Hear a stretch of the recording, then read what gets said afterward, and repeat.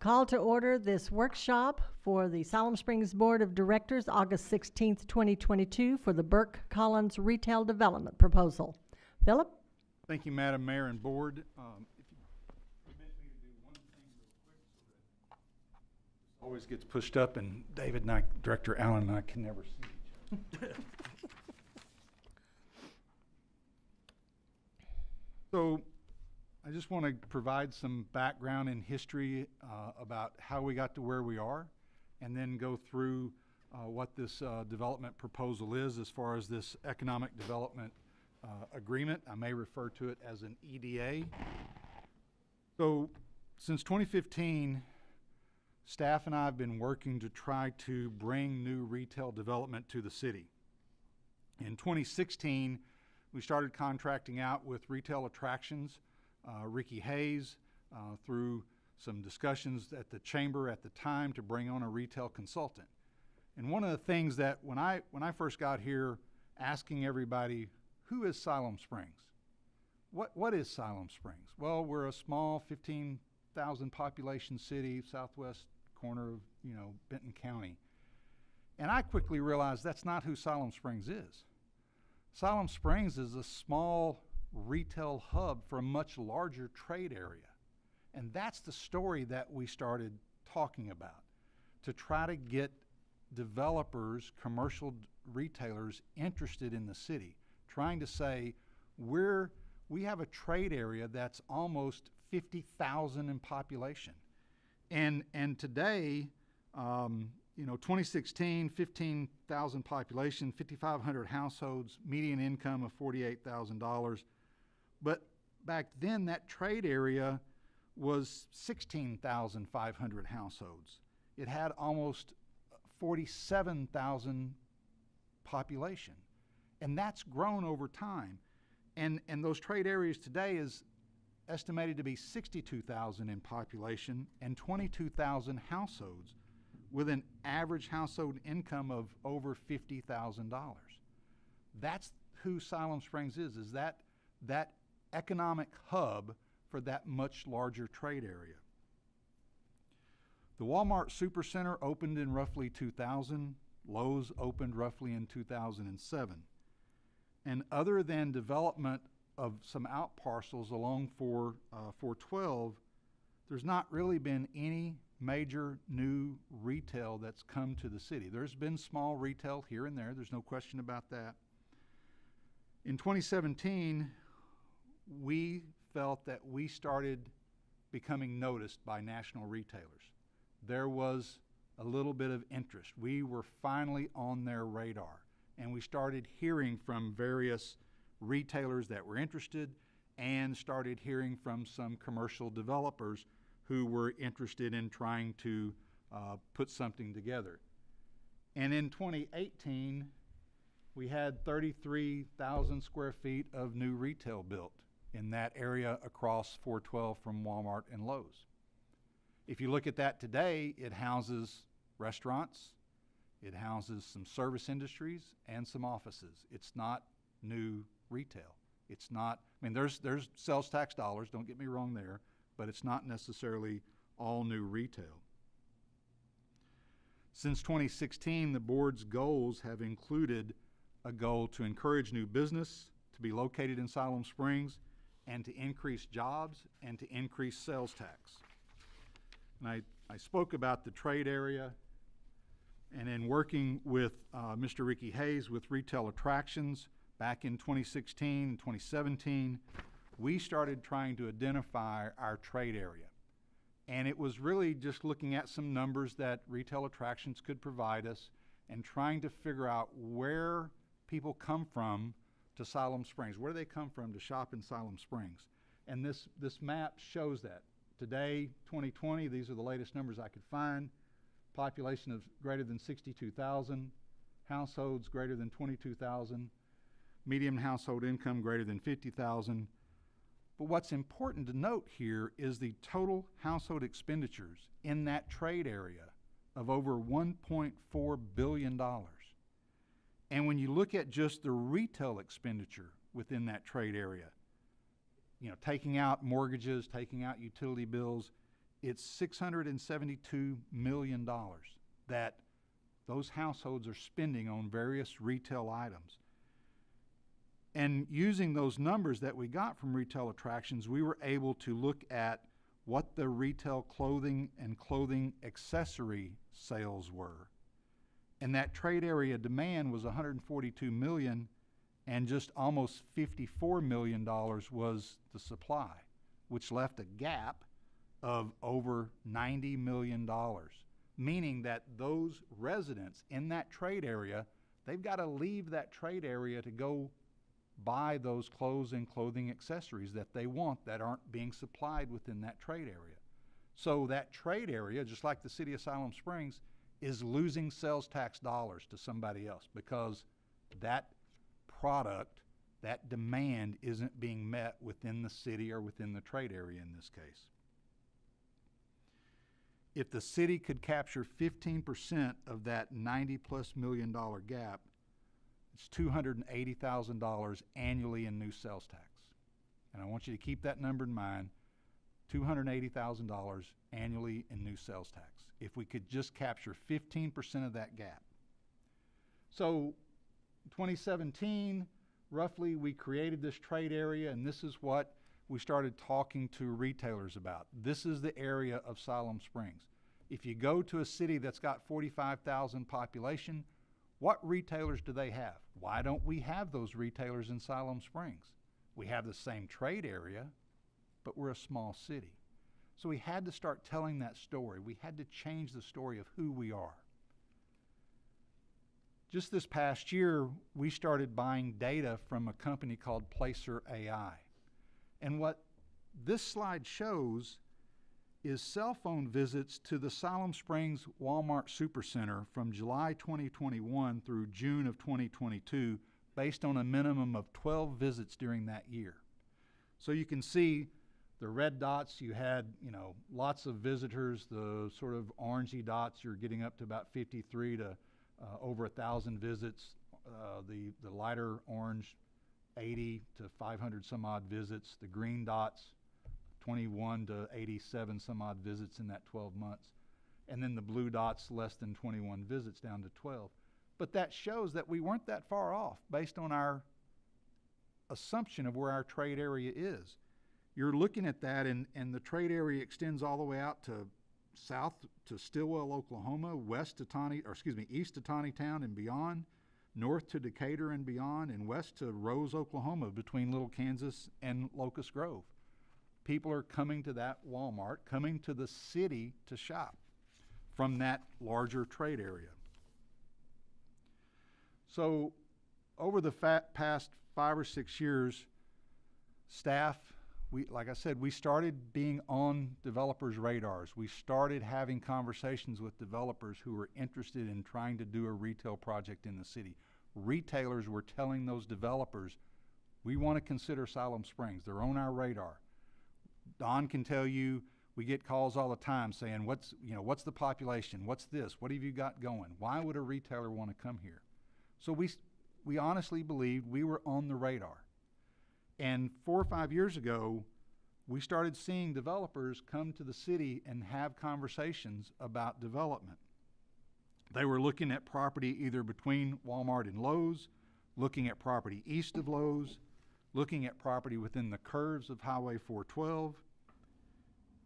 Every one of those commercial developers also would ask, what incentives are the city going to provide? What incentives are the city going to provide? My view of the world, and where I got cut my teeth on economic development, is not to have a set program. Not to have a program that says, you create 5 jobs, you get $5,000. Don't have a cookie cutter approach. The approach is there a gap? Is there a need for whatever's being proposed? Do we want to incentivize what's being proposed? Is that what we want, rather than a cookie cutter program that just says, yeah, if I do so much, I get so much? So it's a case by case basis. So I could tell those developers, well, we might consider this, we might consider that. It all depends on your performance, all depends on what exactly you're proposing. To give you an idea, one of the developers was proposing an 80,000 square foot shopping center east of Lowe's They wanted $5 million on the front end. Not in rebates, not in reimbursements. They wanted $5 million, the city to put in $5 million on the front end of the construction. The numbers weren't there. It didn't make sense. Other developers asked for some same sort of thing, but we never could get to a point where we felt we had the right developer with the right proposal, with the quality of development and the retailers that the city was really looking for. BURK Collins and Company, they approached us late last year, early this year, and we started having conversations about what they do, which is work in small cities in Texas and Oklahoma, the projects they had done before, what the retailers were that they are typically doing projects with, and they heard from their retailers that they were interested in coming into our market. So we began having conversations, and they zeroed in on the property between Lowe's and Walmart. As you can see, we did our homework. We did a little research on BURK Collins and Company. They've got over 50 years experience. They built over 90 million square feet of developed property. And I went and searched out a couple of projects that they did in McAlester and Ada, Oklahoma. 170,000 square feet. The city of McAlester did I believe a TIF district, a tax increment financing district, and is providing $5 million over 5 years. I couldn't find the actual investment by BURK Collins. In Ada was a almost $21 million investment. Again, the city created a tax financing district. For your knowledge, for a tax financing district, generally what that says is it freezes the property taxes, and in some cases the sales tax on that property. Whatever it is, all the taxing industries still get that dollar amount. But the increment, the new taxes, go to help pay off some of the cost of the new development. And in Ada, they did 90% of their sales taxes, $11.6 million pledged for over 15 years on a $20 million project. It's huge for that city. The shops in McAlester, the Market Street project in Ardmore, and the shops in Ada are the projects that we tried to reach out and study and figure out exactly what was provided and what was done. And all of those projects that I could find are doing great things for those cities. So we continue to have discussions about what the project would be here in Siloam Springs, who the retailers would be. So BURK Collins has got the property between Walmart and Lowe's under contract from the owner, Kale Properties, and they're proposing to develop a 50,000+ square foot, 3-unit, single-story, 3-tenant building, commercial building. This property is set vacant since 2007, since Lowe's was built. And I would argue that there are a number of reasons it's set this way. It's narrow. It doesn't have the width that generally needs. And I can tell you, in working with BURK Collins and Company, they've had to work out with these 3 retailers, because retailers want store frontage. We want so much store frontage. The other one wants so much store frontage. And in the end, this property is only 282 feet wide. It's got easements on it. It's going to have some issues. So they've been working with those retailers, and those retailers have had to shorten their store frontage a little bit to make this project work. Part of the other issue with this particular lot from a developer standpoint is the out parcels have already been developed. There's no opportunity for out parcels. Commercial developers love to have out parcels because they can make pad sites and then they can sell them off. And this property doesn't have that. In this sketch drawing, TJ Maxx is proposed at 22,500 feet, Ross Dress for Less at 18,000 square feet, and Five Below at just over 9,600 square feet.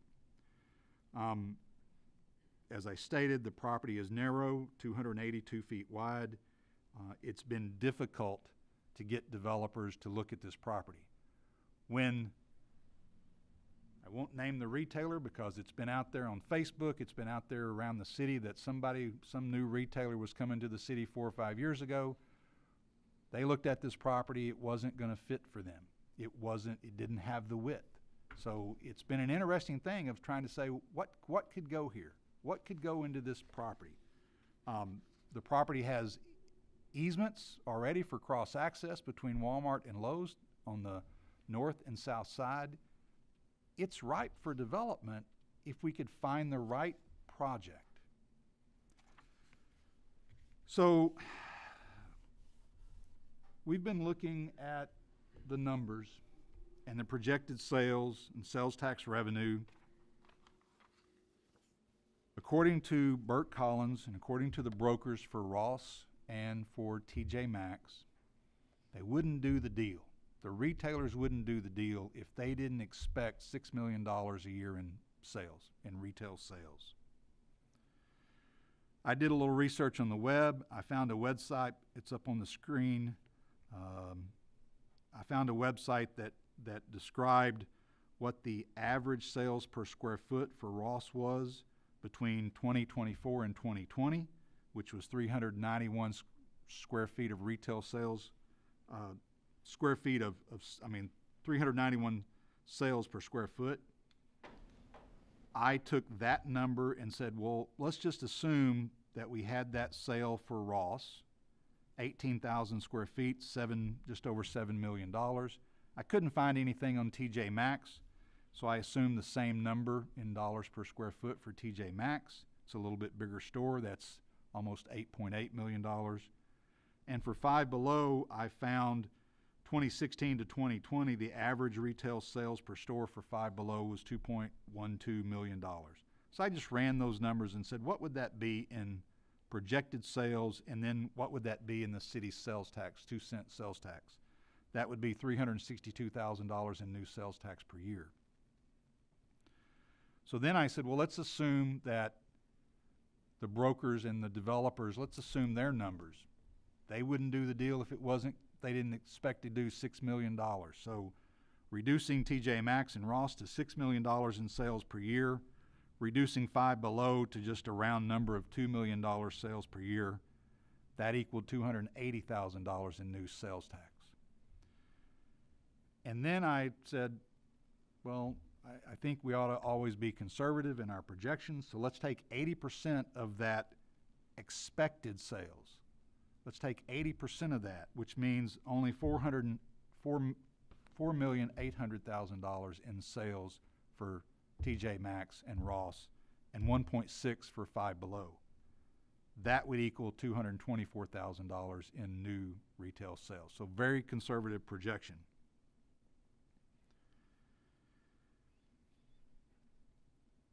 The sales tax revenue is new revenue to the city. It's revenue we don't have today.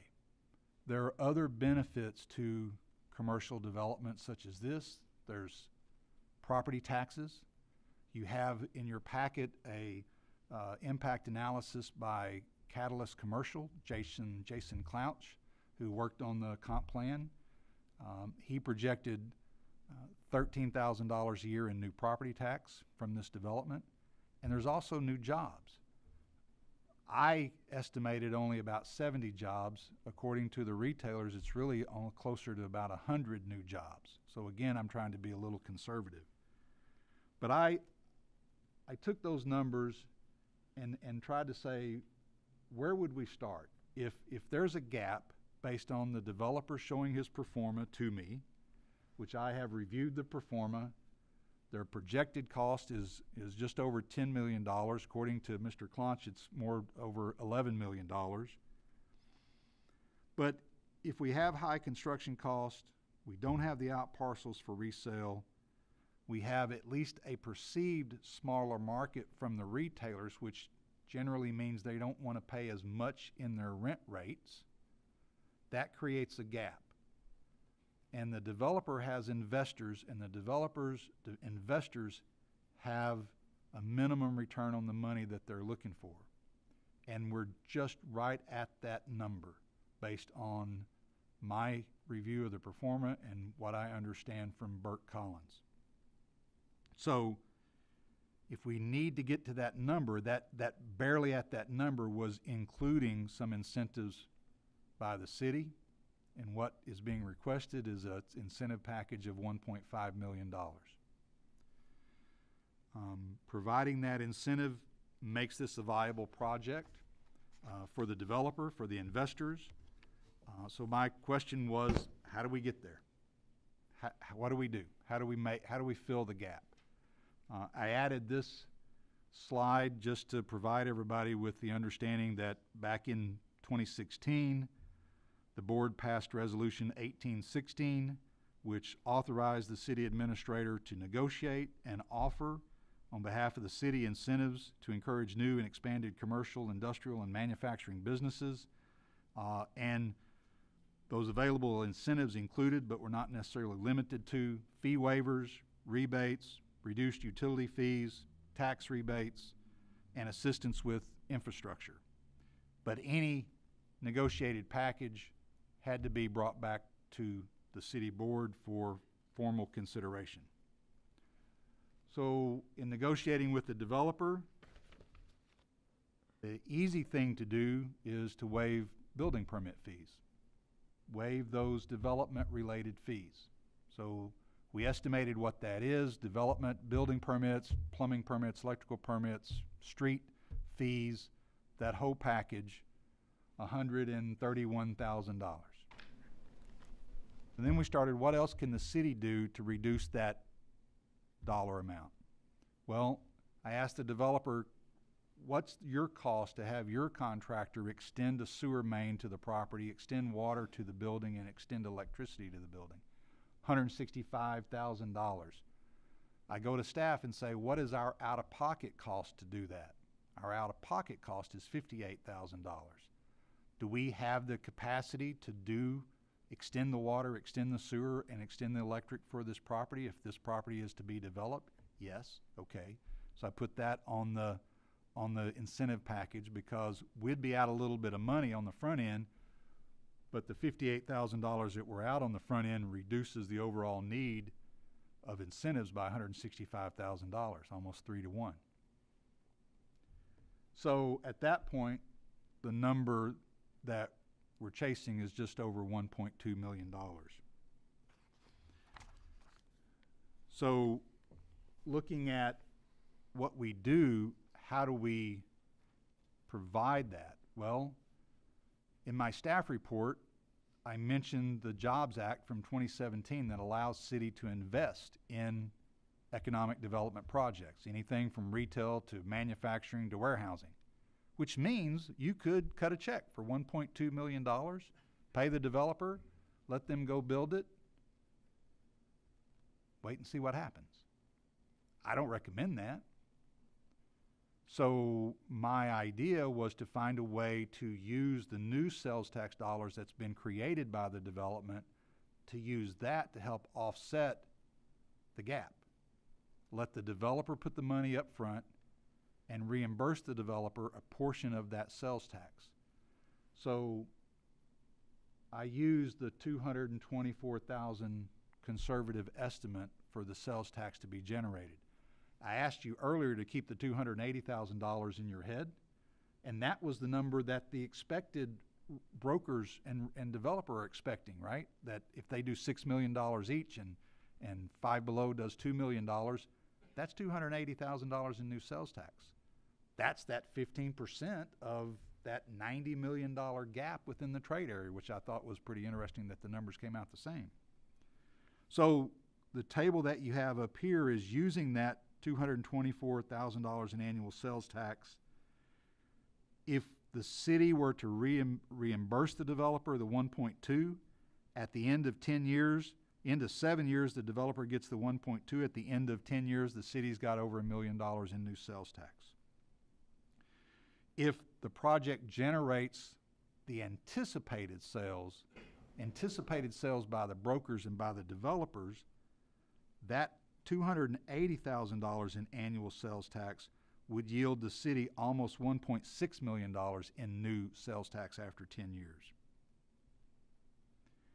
And if the project generated that full highest amount that I pulled offline, the city would be almost $2.4 million after 10 years, and that's all after the reimbursement to the developer. So I can't tell you today exactly what that number would be, but I would believe it would be somewhere between $224,000 to $280,000 to almost $300,000+ in new sales tax before any rebates or any reimbursements. One of the problems in trying to put this package together is that the state of Arkansas does not share sales tax dollars where the sales tax dollars come from. We don't get. That needs to change. I'm just telling you, you've told me that for years, and that's ridiculous. Amen.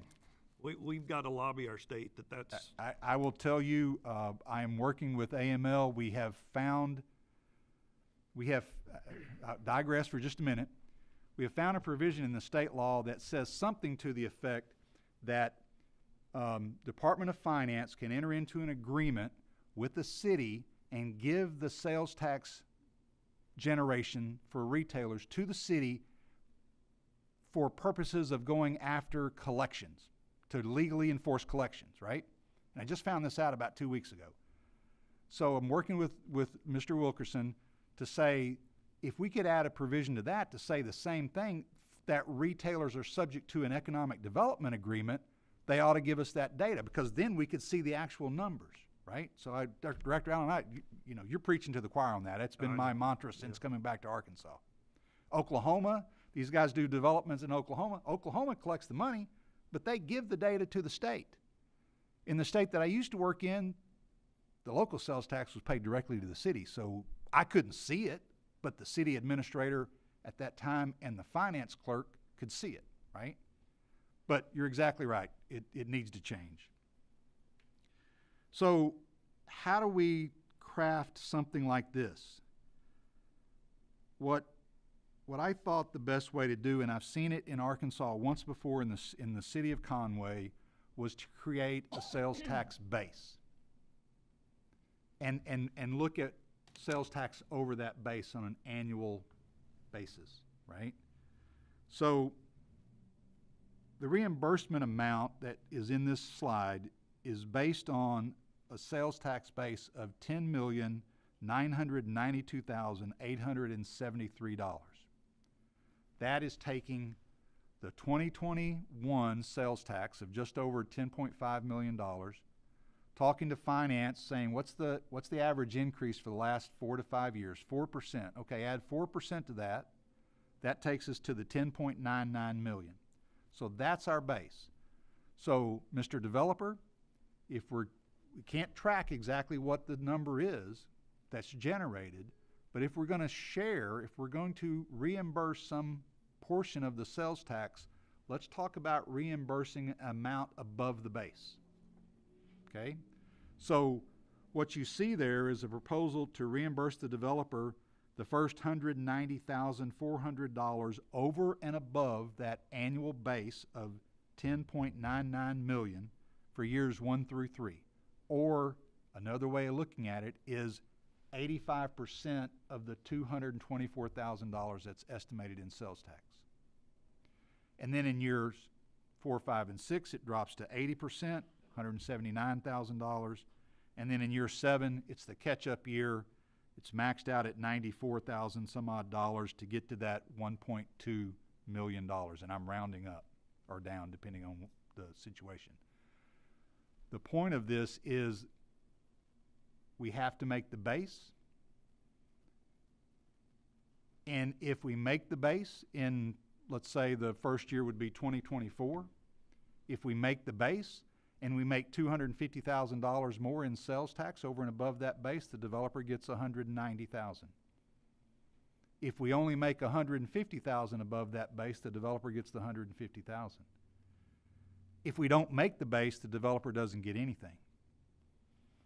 Now, when I let the developers speak, they will tell you they probably had a little bit of heartburn at this, because in Oklahoma, what they would say is, we want to share a certain percentage of the actual sales tax that's generated from our retailers.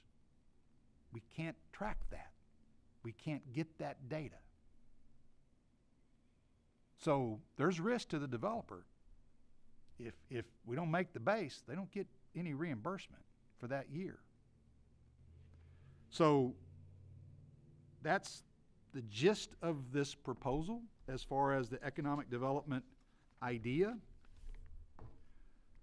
The deal points, I put these in my staff report. The developer's got to acquire the property from Kale Properties prior to May 2023, obtain a building permit for a approximately 50,000 square foot unit prior to May 2025, get the certificate of occupancies for all 3 bays, sign 10-year leases with TJ Maxx for 22,000 plus square feet, Ross Dress for Less for approximately 18,000 square feet, Five Below for approximately 9,600 square feet. If they don't get those retailers and they want to substitute a retailer, they have to get the city's permission because it needs to be a similar retailer.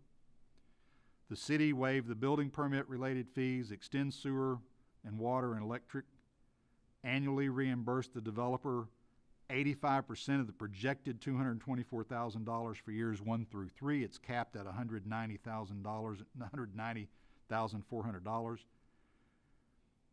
Anything over and above the 10.99 sales base, $10.99 million tax base. In years 4 through 6, it's 80% of that projected $224,000, capped at $179,200. And then in year 7, 42% of that, capped at $94,000. Total reimbursement max cuts off $1.2, $1,203,203 and $203,187. If any tenant space becomes vacant for a period of time, the pro rata share of that square footage that's vacant is applied to the reimbursement, and it's reduced. So if 50% of the building becomes vacant for 6 months, there's only 50% of that reimbursement that's going to be applied.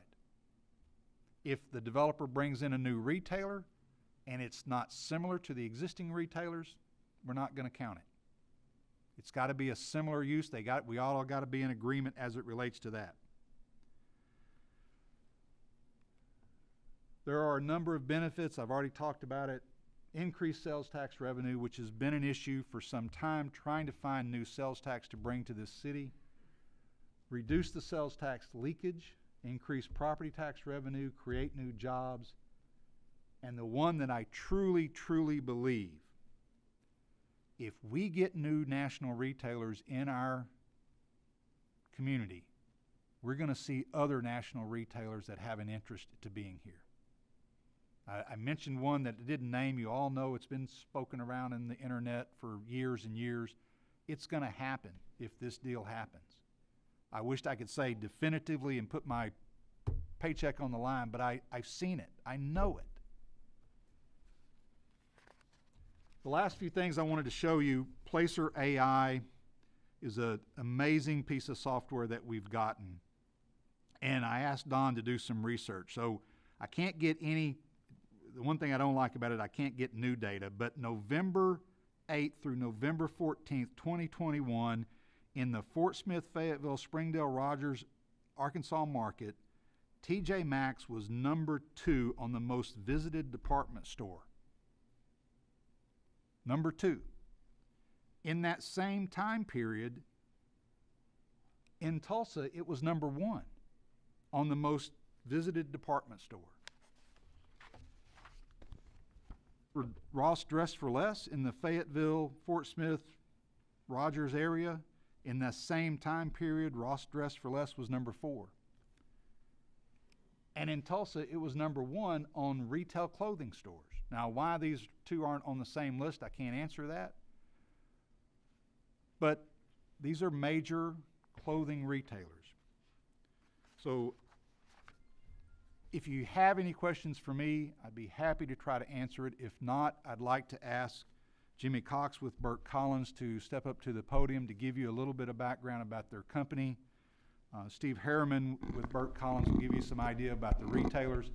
And then my last person I would ask to speak, if you're willing, Ricky Hayes with Retail Attractions. We don't contract out with Ricky Hayes anymore, but he does He is a retail consultant for a number of cities in Oklahoma, and I think he has an interesting perspective on this too. Thank you, Philip. So directors, before we move on, do you have any questions for the administrator at this time? Yeah, I've got one. Yes, Judy. David.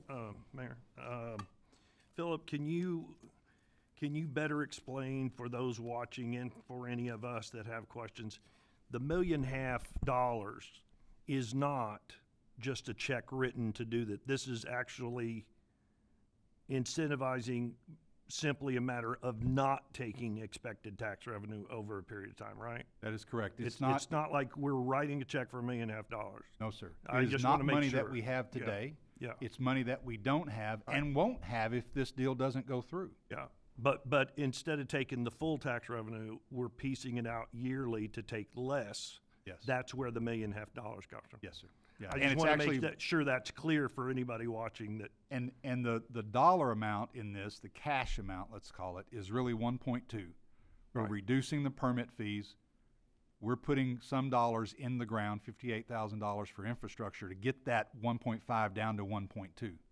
And then it's money that we don't have today and won't have, as I stated, if this project doesn't You go had through. kind of said that a minute ago, but I just wanted to make sure I understood it and anybody watching on the TV would understand it also, that this is not like you're cutting a check next week. Thank you for the All right. question. Thank you.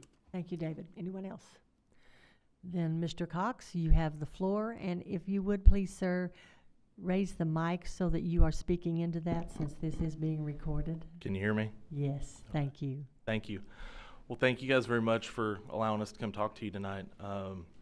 As Philip said, my name is Jimmy Cox. I'm the president of BURK Collins Company.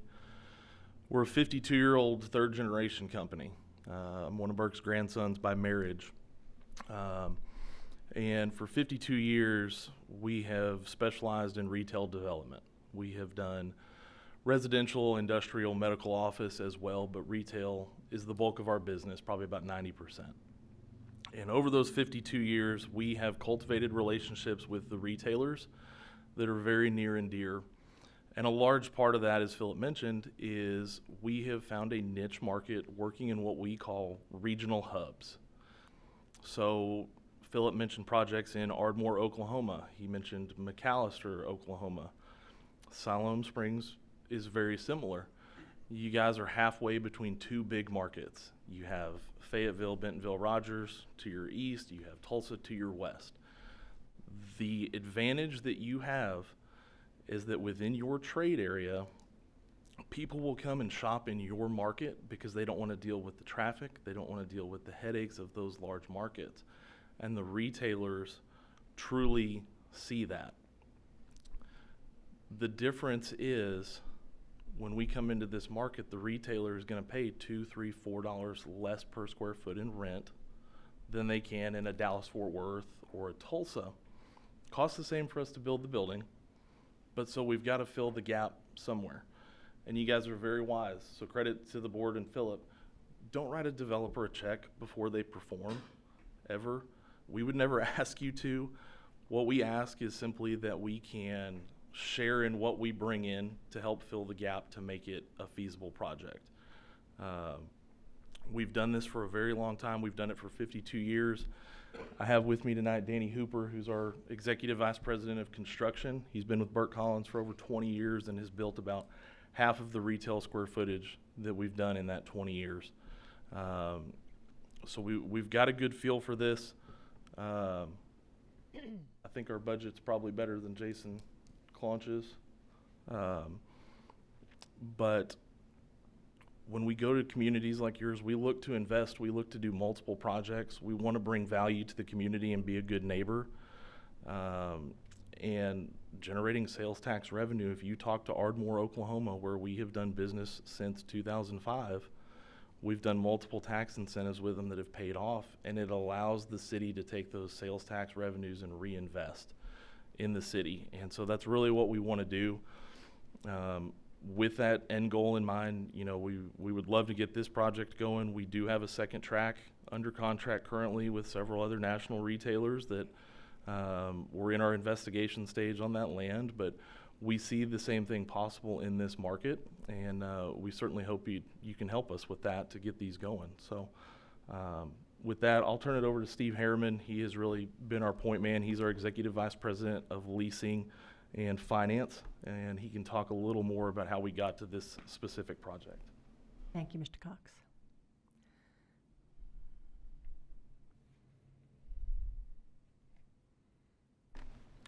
Afternoon, Mayor, Council. Thank you for allowing us to appear before you this evening. We appreciate your time and interest.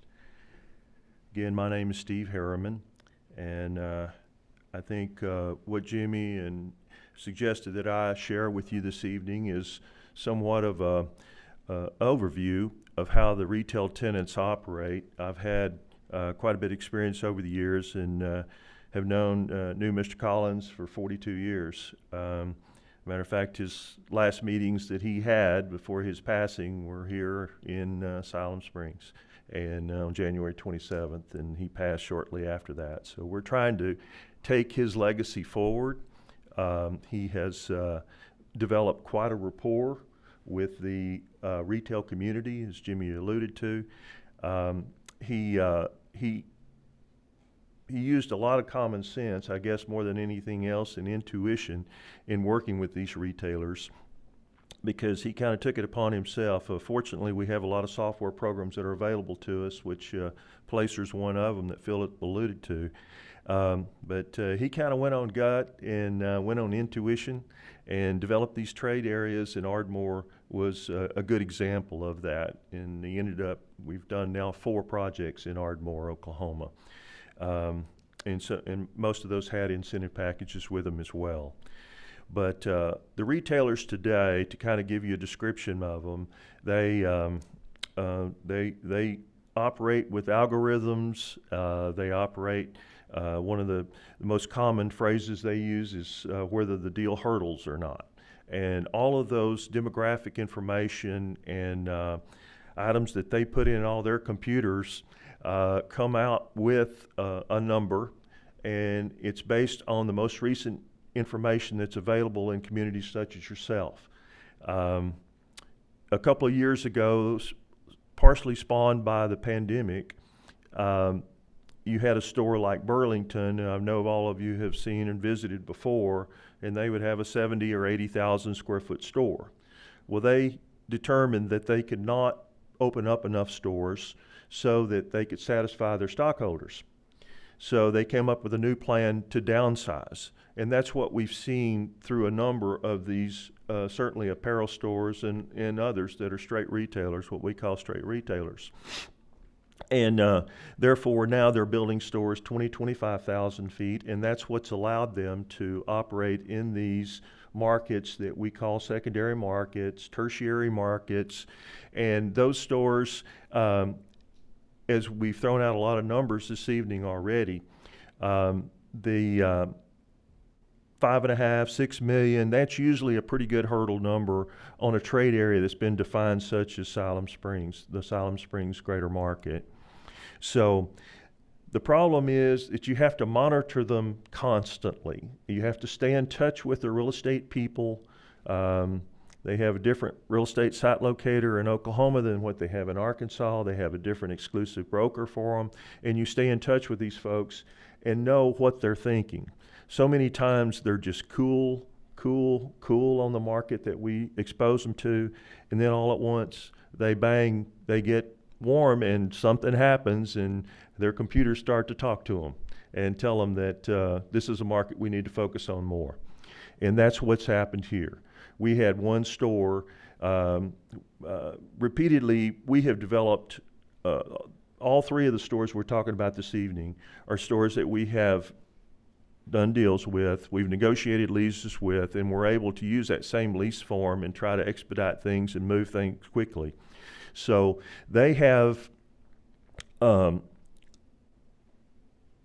Below, Ross, and TJ Maxx, with Ross being kind of the lead, what we would refer to as the bell cow, came to the market, and the others followed, and they did their assessments, in-house assessments, and decided on this market.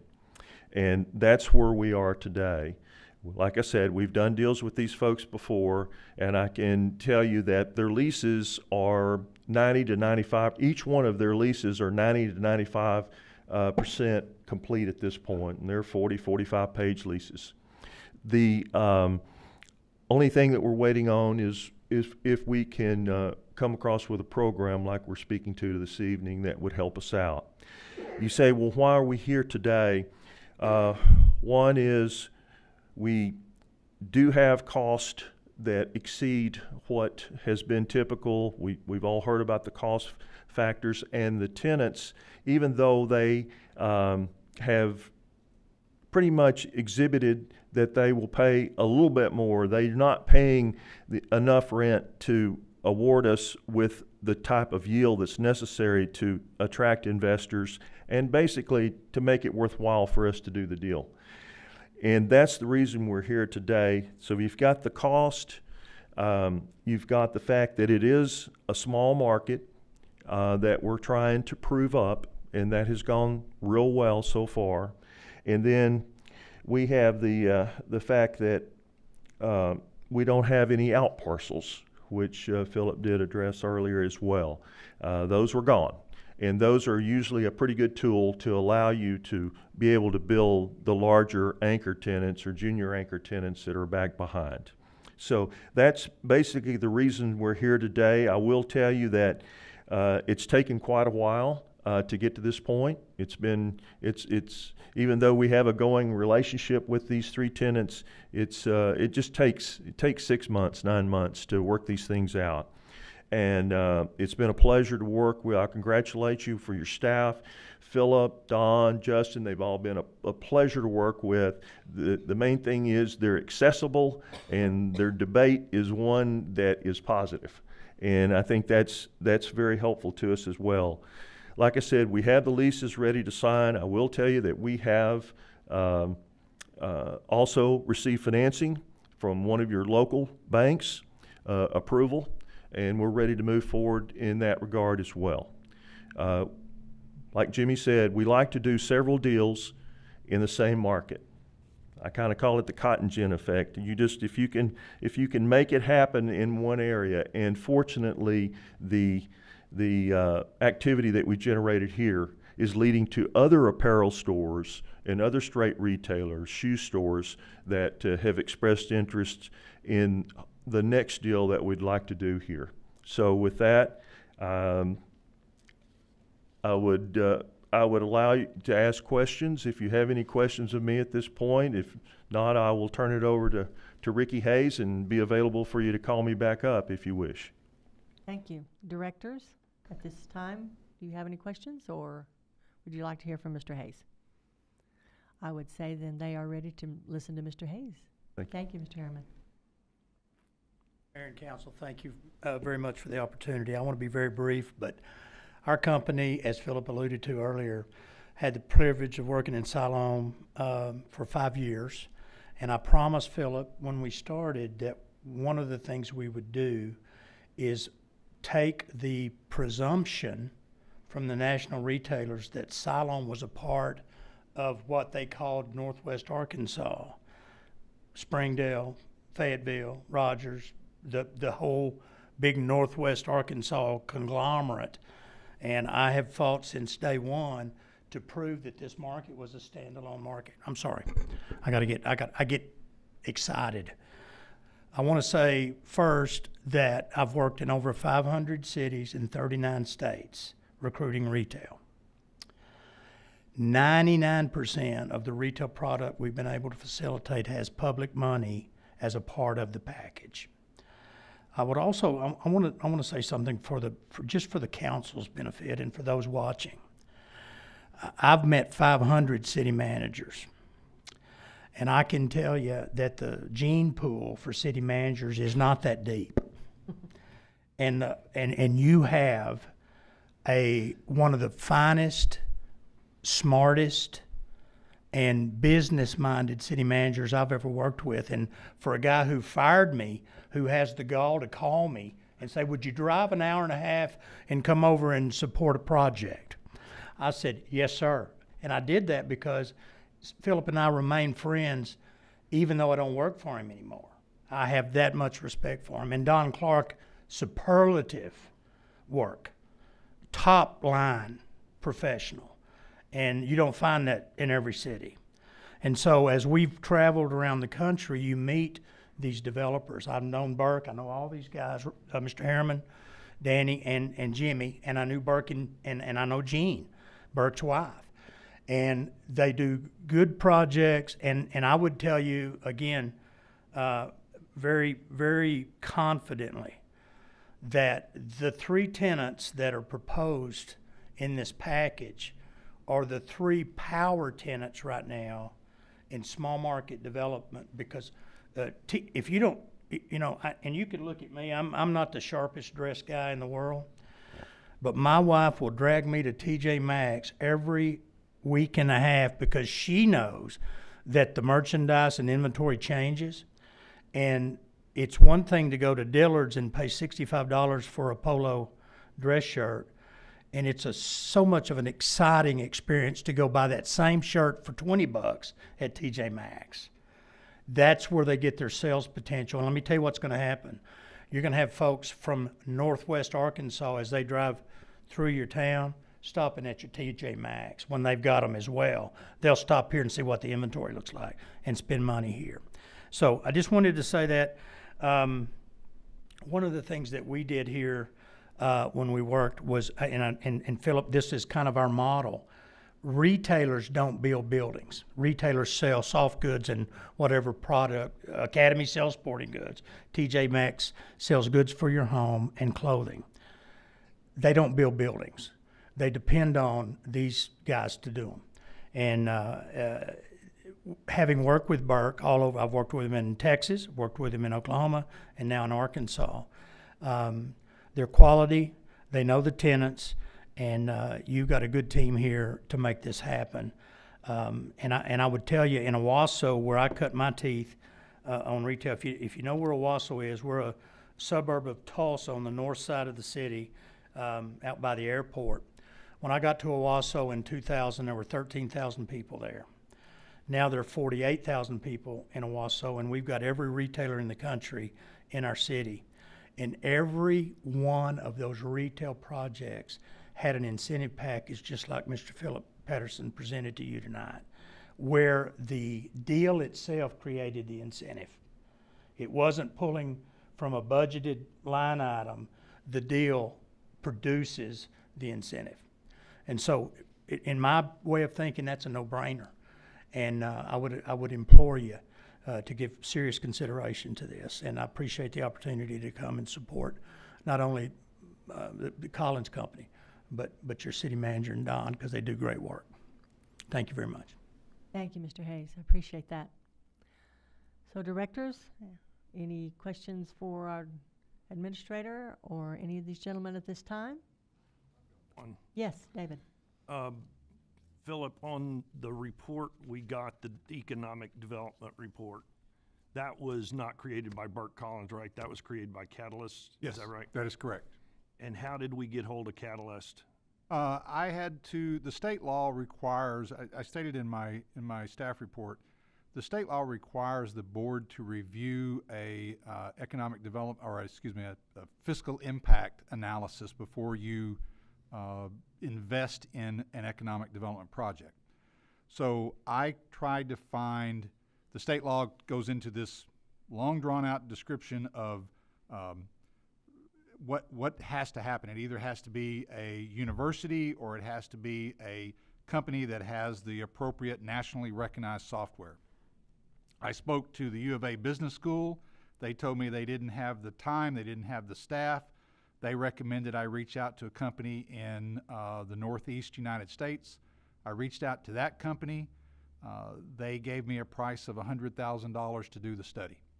I ended up talking to the Arkansas Economic Development Institute at UALR in Little Rock. They could do the study, but they were in the process of losing some staff, and it was going to take about 3 months to get the study done. I asked for some other ideas, and I remembered that Jason Clouch with Catalyst Commercial was part of our comprehensive plan update, And he was one that I had requested that Freeze Nichols, not him specifically, but requested that they bring on an economist onto that project. So I reached out to Mr. Claunch, told him where we were. He gave me a price that was a little bit more than what the U of A, the AEDI could do. And in the end, I talked to Burt Collins and Jimmy Cox, and we agreed to split the cost. So how much did we pay? So we hired him as a consultant, Yes, sir. essentially. Yeah, the city paid, I think it was $3,500 for that cost. At 3,500, not Yes. 35,000. No, 3,500. It was, he did the project, he did the study for $7,000, and Burt Collins and the city split the cost. I used That's it a little out of- bit less than $100,000. Yes, sir, it was. And the AEDI was giving me when I first talked to them, they were ballparking a number anywhere from 2,500 to 3,000. So I didn't think, assuming we could share the cost, that we were that much over that. Plus the timing situation was huge. Yeah. Yeah, I wasn't very happy with the recommendation from the U of A Business School to go to that high-priced consultant. But no, we gave him, Burt Collins gave Catalyst Commercial their proposal, their project, right? And I gave him the information of what we were trying to do as far as waive fees, take off the utilities, and then try to chase this 1.2.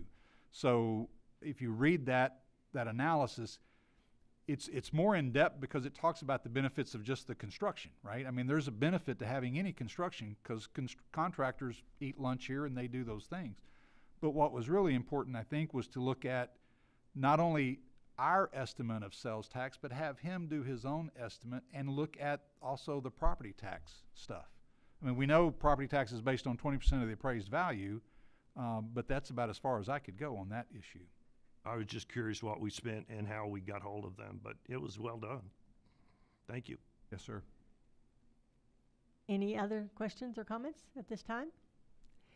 If not, then we are approaching 6:30, so we will adjourn this workshop and reconvene. I'm sorry? Do we get to say anything at all, or do we just This- sit there and listen? This is an item that will be on our regular agenda, and there will be a time for the public to speak at that time. It sounds to me like you've made your decision already. Madam Mayor? Yes. Sir, there's Brad. no decision's been made. Negative. You're incorrect, sir. Correct in what? No decision has been made. The board has not spoken. Well, it sounds Your to me like assumption is you've correct. both done a pretty good job. of Your deciding. assumption is incorrect. So if there is no other comments by the directors, this workshop is adjourned. We will reconvene at 6:35. Thank you. Better than chipmunks. Call to order this regular Board of Directors meeting for the Siloam Springs Board of Directors, August 16th, 2022. Roll call. Sappington, Here. Smiley, Here. Burns, Here. Hunt, Here. Rissler, Here. Allen, Here. Carroll. Here. At this time, I would ask that you all please stand with me as Director Smiley leads us in prayer and remain standing for the Pledge of Allegiance. Please bow your heads. Thank you for all the blessings you have provided our community. Also for the coming rain we hope that will be coming. And we are thankful for the opportunity to come together to serve our citizens. We pray for your wisdom and guidance in the decisions we are about to make, and we ask that you watch over our community and our nation and all those that serve and protect us wherever you may be. In Jesus' name, amen.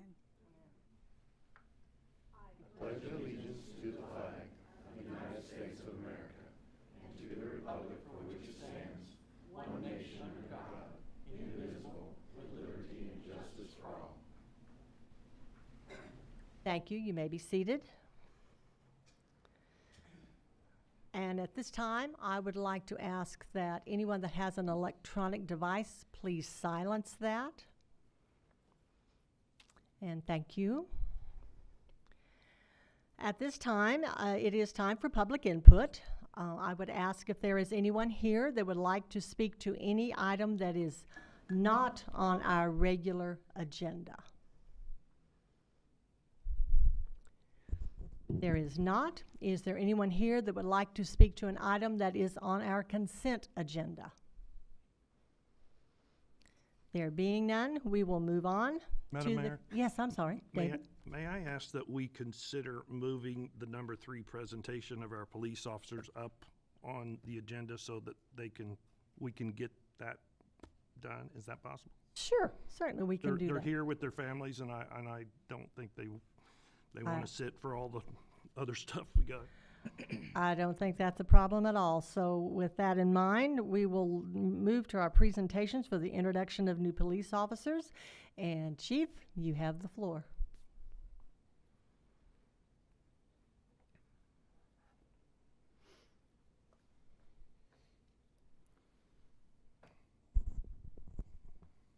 Mayor, Council, thank you for having us tonight. Alan Gilbert, Chief of Police, Siloam Springs. I'd like to introduce 4 of our newest officers. We're really excited to have them. On my left is Daniel Newton, and to his far left is Prentice Carter. And to my right, Esteban Gallios and Ben Taylor. I'm very excited. Ben just graduated the academy and finished 3rd overall in academics. And then Esteban finished 2nd overall in PT. Prentice is coming from Michigan with 3 years experience, and we stole Daniel from Oklahoma with 8 years experience. He's actually coming back home. So again, we're really excited to have them. I appreciate it. Thank you and welcome, gentlemen. We appreciate your service to our city.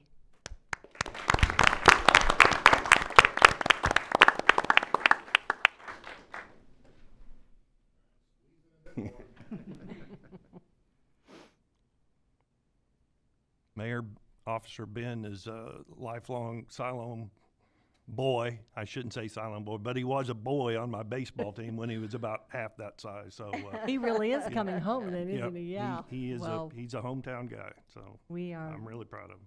That's great. It's always good to have our younger men come back as adults and help serve our city. So thank you all very much.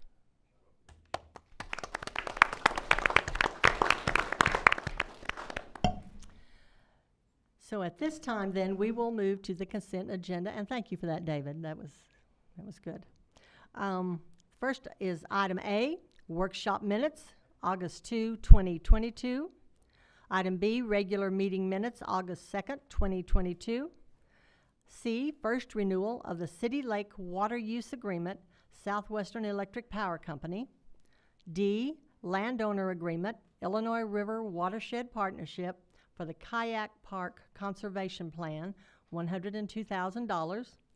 E, contract approval, Police Department, Less Lethal Axon Enterprise Incorporated for Tasers, $191,107.10, and this is a 2022 budget amendment of $19,110.74. F, budget amendment, Police Department, vehicle purchase from Superior Automotive, $43,483. G, master services agreement, Community Development Department, Airport Division with Garver Engineering. H, budget amendment, Fire Department, vehicle purchase, Superior Automotive, $48,000. I, contract approval, City Hall boardroom overhaul project with Howard Technology Solutions, $114,989.24. J, Resolution 51-22, Final Plat Development Permit, Foxtail Addition, Phase 2, 2400 to 2600 block of East Kenwood Street. I will make a note that this item has been withdrawn as requested by the applicant. Directors, is there any item that you would like to make comment on or have pulled from the consent agenda? Mayor, Yes, David. letter H and letter I, please. Okay. Madam Mayor, Yes. C and D, please. Madam Mayor, Yes. I was also going to pull D and H. D and H.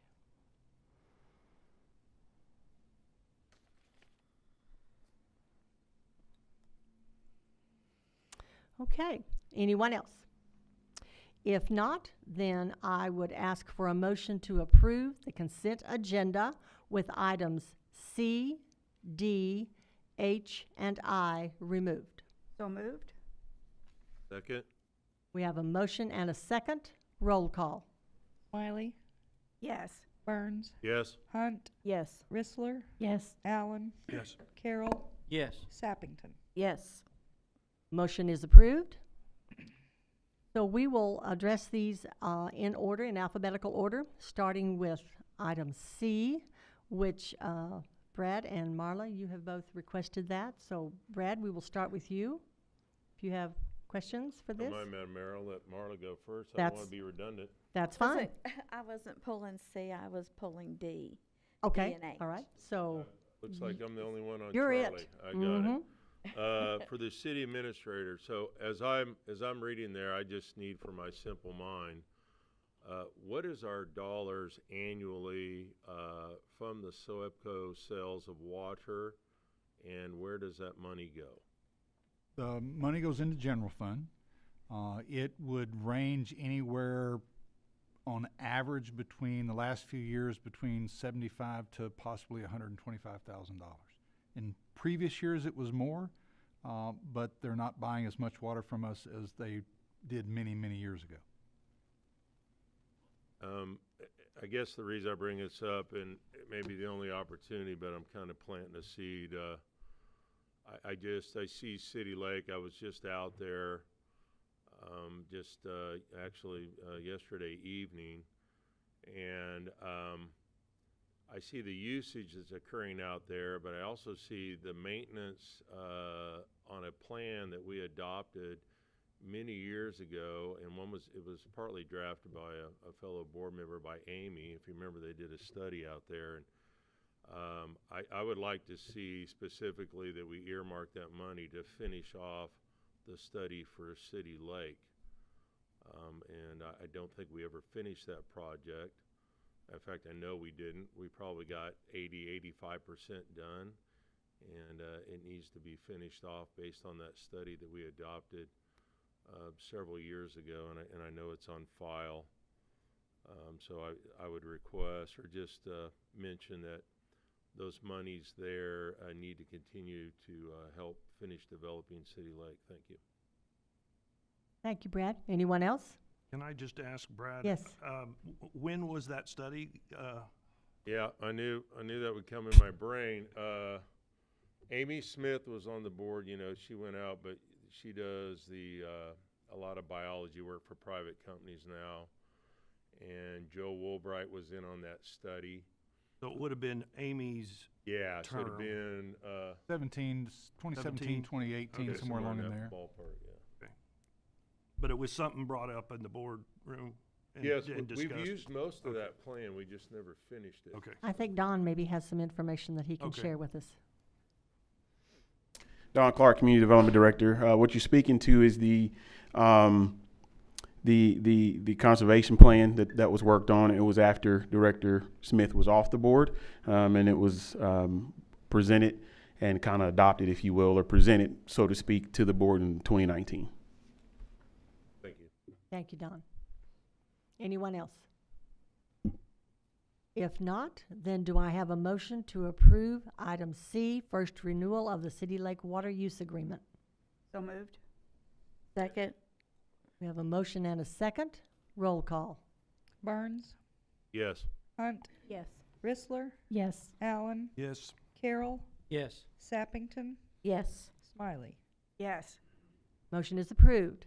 Next is item D, which is the landowner agreement for the Illinois River Watershed Partnership. And Marla, I guess we'll let you go first on this. Well, I don't want to, I mean, it's in my ward, and I'm constantly worried that we're just throwing money after money after money towards the kayak park. It is a great resource. Families love it. But I just want to say that it's very important that we look at this, and it may be in depth more than what we've done right now, to preserve but we're going in the right direction, and I just wanted to add that in. Thank you, Marla. Brad? So, Madam Mayor, I'll continue on my nature-loving enthusiasm, if you will. But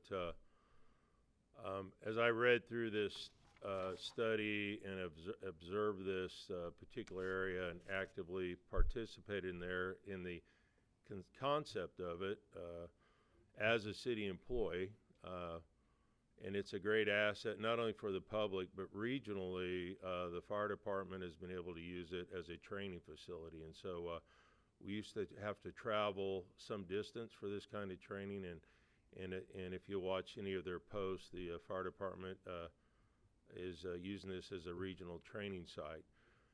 Having said that, even after we make this investment, there's things that I believe we need to do as a city, and we've continued to evolve in this site. So if you'll go to the number 3, which is the implement restoration plan, and you'll see a highlighted green area there, which is the largest bank erosion area. And if you'll look to your far right as you're looking at the map, and it goes to Fairmont Road, there's several picnic tables there by the boat access area. And then one of our solutions this year was to place a very large dumpster to control the trash, which is by the picnic tables and the dressing area. And I can only tell you in this kind of weather what that creates, additional to that. I would encourage us to work with IRWP that we do a couple of things. And I know it's frightening because this has been a free access area. And it was proposed to us when I was a city employee that this is no cost. Now, obviously, we're way past that. But the area that we're looking at that's causing the erosion, it's a river access area.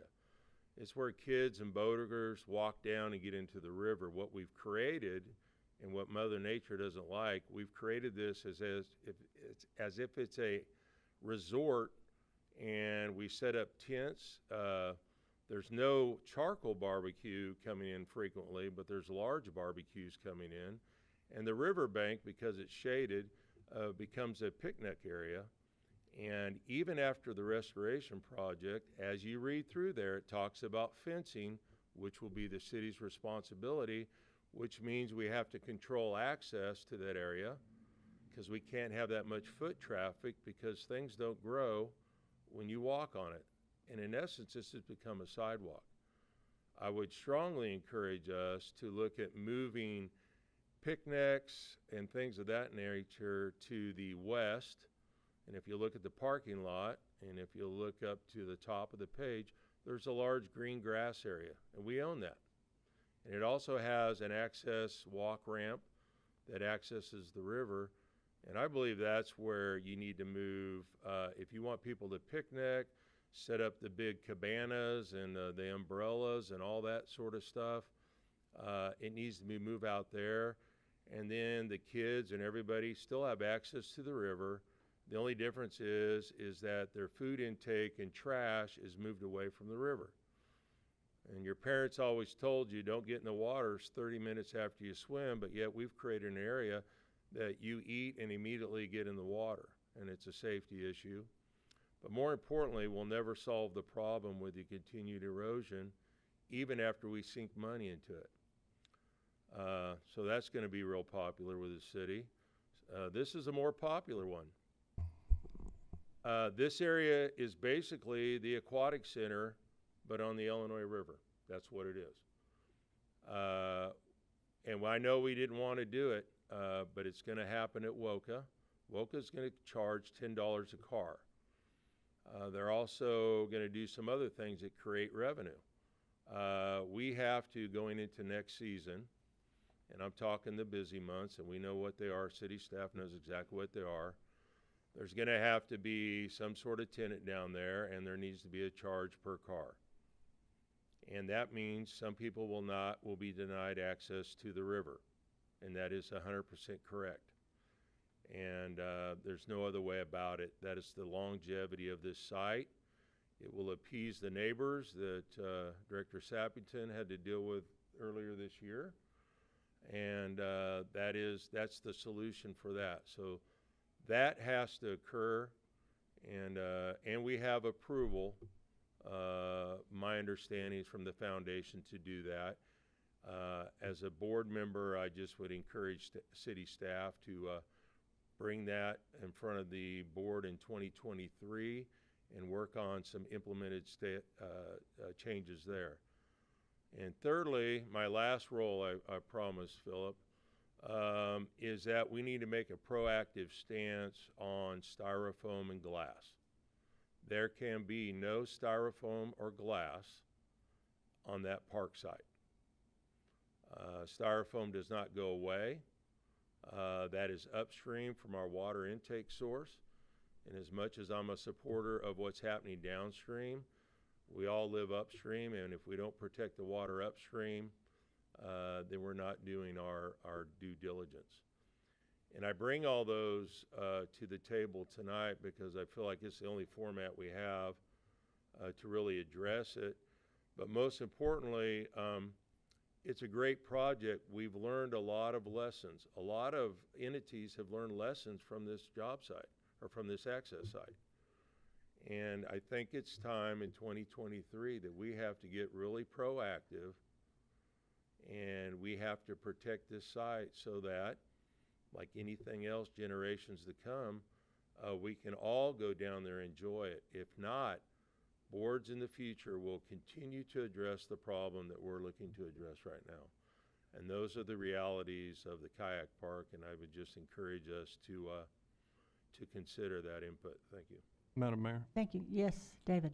I rarely would think this could be possible, but I believe and support every single thing that Brad just said right there. And I know miracles happen, but 100% power to you, because you're absolutely right on. I've been involved with the city for a long time. We used to spend a lot of money sending our swift water rescue people to other places, and when this was built, it provided that for us and locally kept our EMT firefighter people in this area to use that. I was the mayor who signed this into being accepted from the Walton Family Foundation, and so it's only 10 years old. It's not even 10 years old. And Brad's right. I mean, if you don't do something now, it won't last another 10 years. It'll be caving in, falling in. What it looks like to me, or has seemed to me from what I've heard, Brad, you correct me if I'm wrong, it's treated almost like the beach area of a lake, in that it's got lots of sand, people can walk right in the water, and that's not what this is. But people think of it that way when they go to have fun.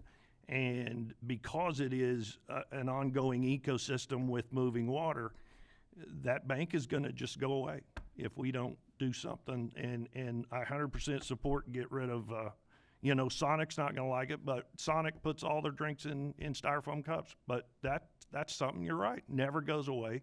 And the fact that we can justify it goes right down to our water intake. And of course, nobody wants the risk of walking barefoot in the river and stepping on glass, so I support that as well. But anyway, I think he was right on everything. If anybody in this room knows it more than anything, it's Brad, and what he said was absolutely 100%. Thank you, David. Before that, Carol, if I could, Don, do you have maybe some light that you can shed on some of these comments and some information you can give this board? And one other thing I was going to say, we do own all that land to the north, and I brought it up before. I think we need to move parking up that way, whatever facilities we need in the future up that way, and do what Brad was saying of try to lessen, charge per car and lessen the amount that goes in and gets close to destroying the banks. Thank you, David. Don? Yeah, Don Clark, Community Development Director.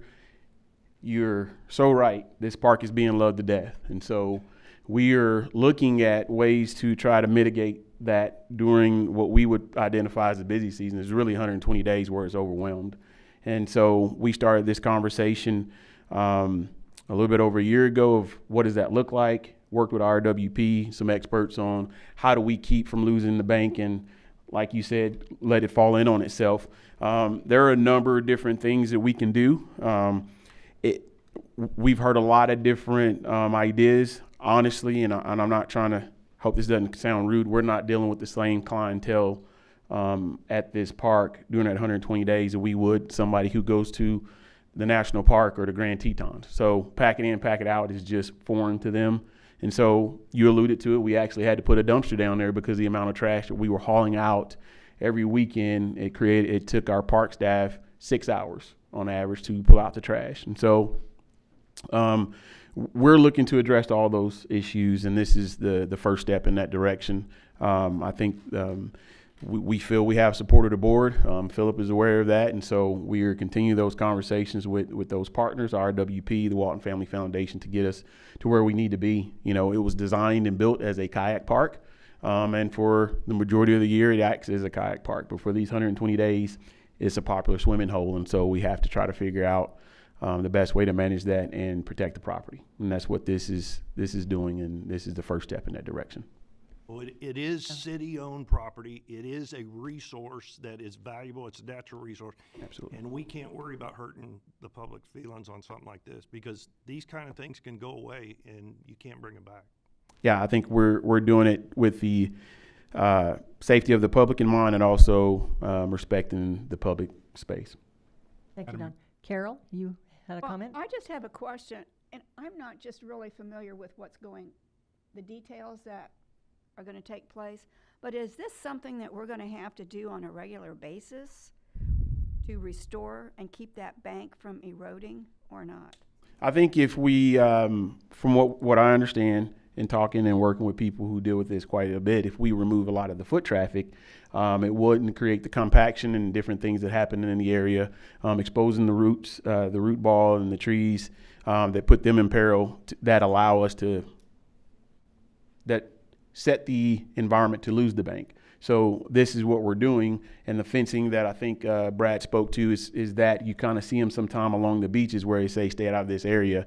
That is exactly what we'll be doing to allow that those areas to kind of rehab, if you will, and allow the ground cover to grow and protect the soil is what we're going to be doing. See those fences a lot on the Florida beaches where they don't allow people to go up on the sand and different things like that. But we definitely need to protect the edge, because I've been there and I've kind of looked over and you can almost step on it and it'll crumble a little bit.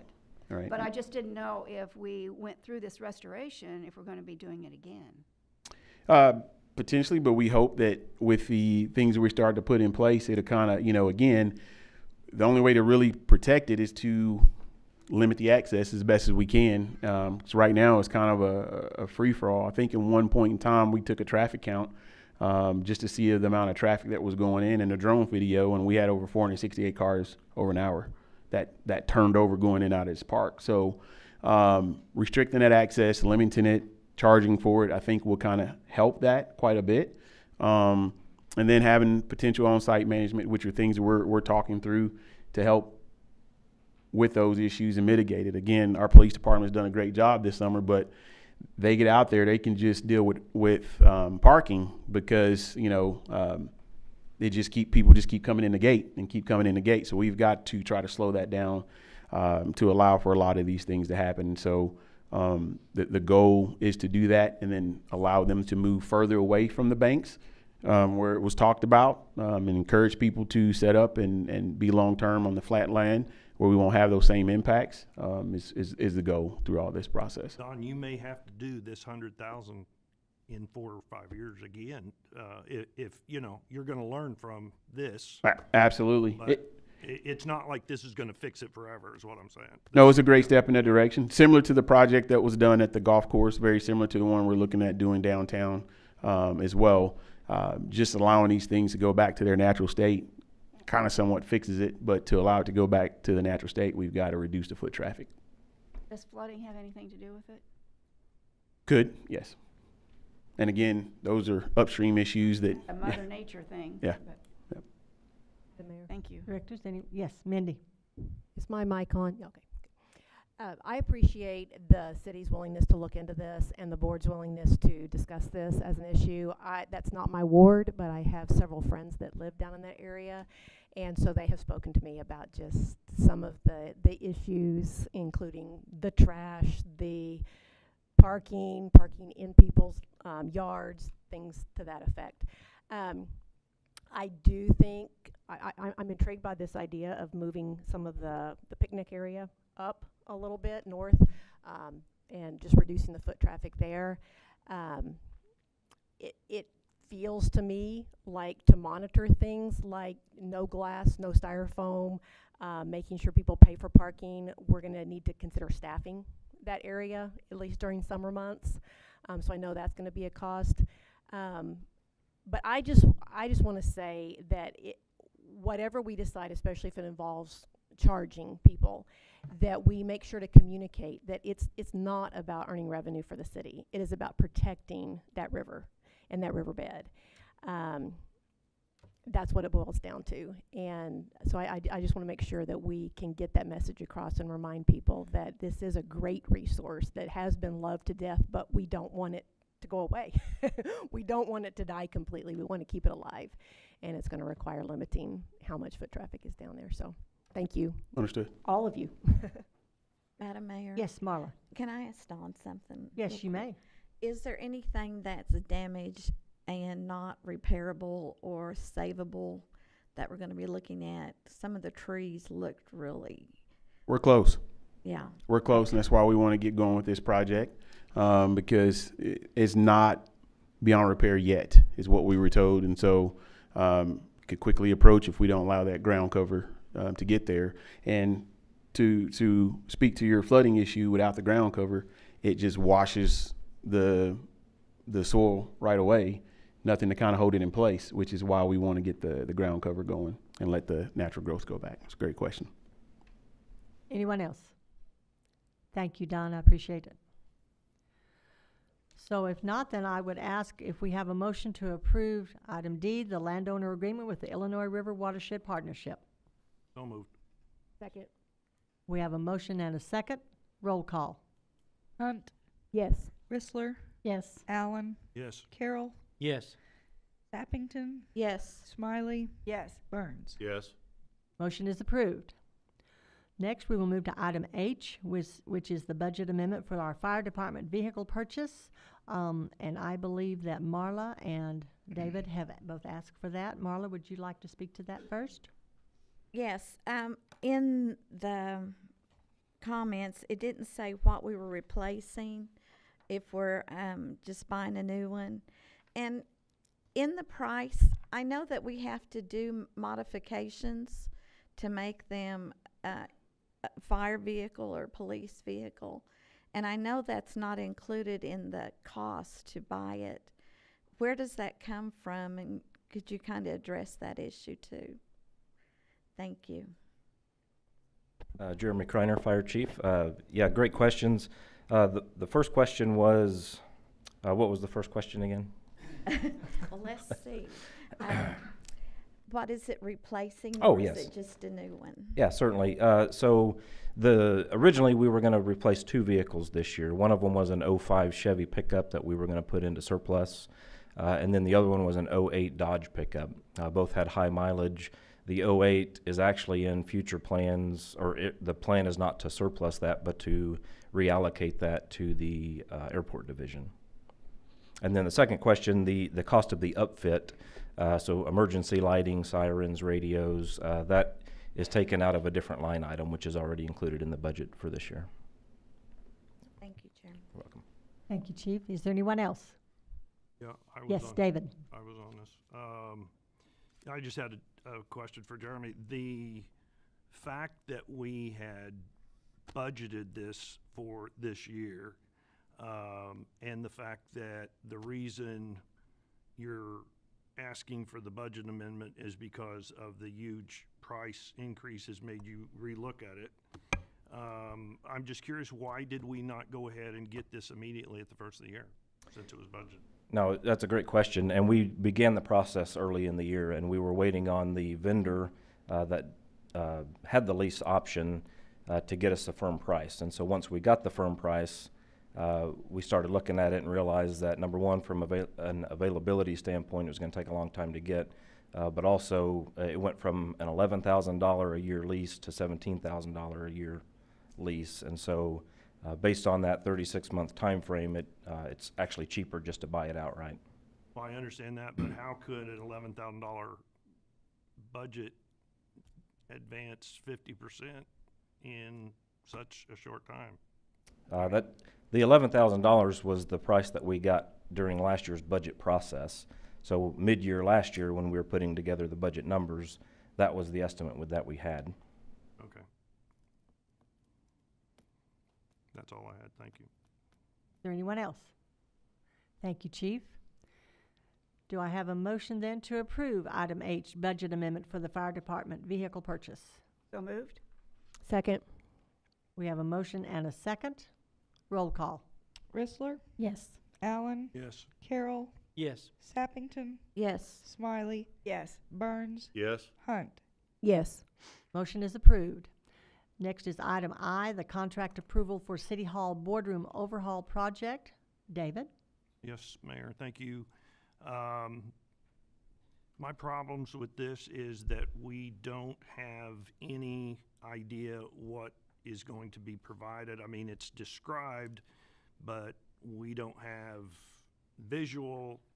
We don't have an idea of how it's going to operate. I think this is far too important to vote on without us having a better knowledge of what it's going to actually do. I was very disappointed that we only got one bid, and it's not even from the state. I would think with the big companies we have in Northwest Arkansas, Walmart, Tyson, J.B. Hunt, everything, that there's got to be Northwest Arkansas companies that can bid on this.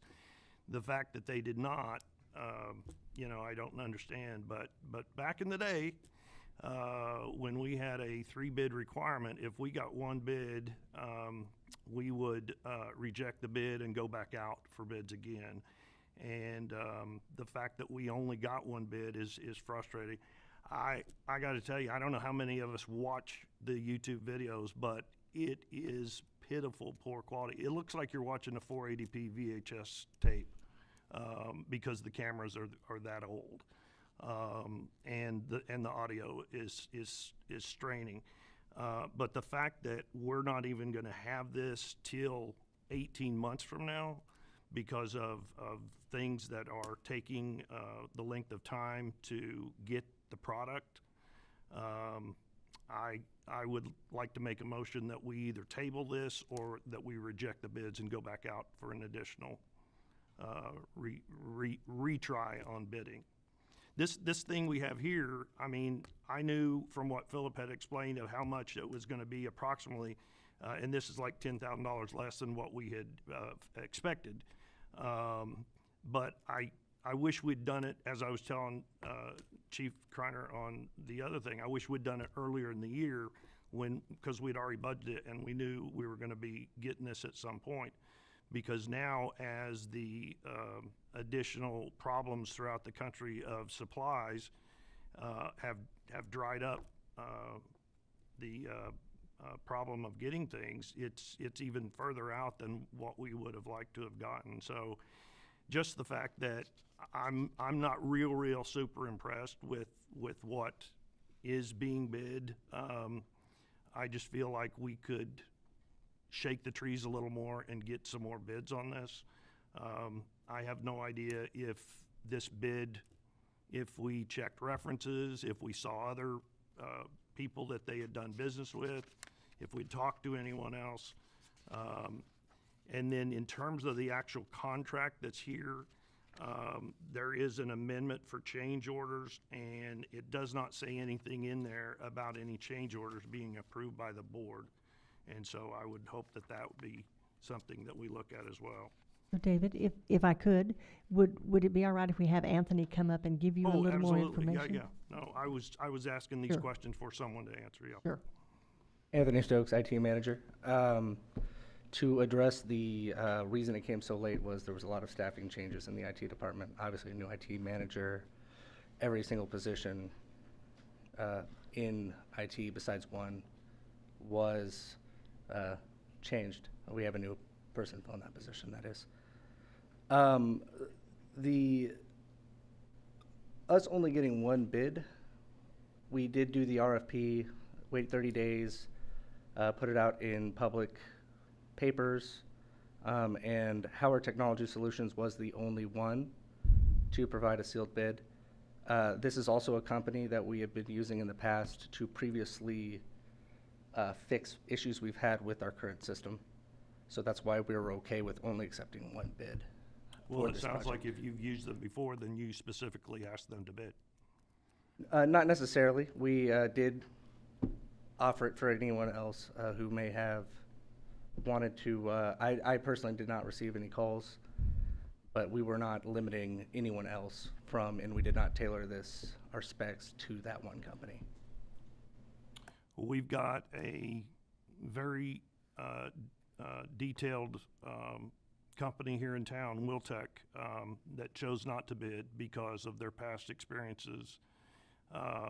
And they were the ones who put all this equipment here, and they were the ones who maintained it for years. Yes, sir.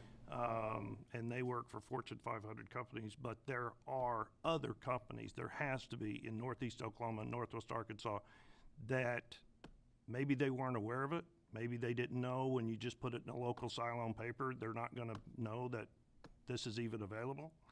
But I think that we could have done a better job to shake the trees and let some people know that this is something that could be done.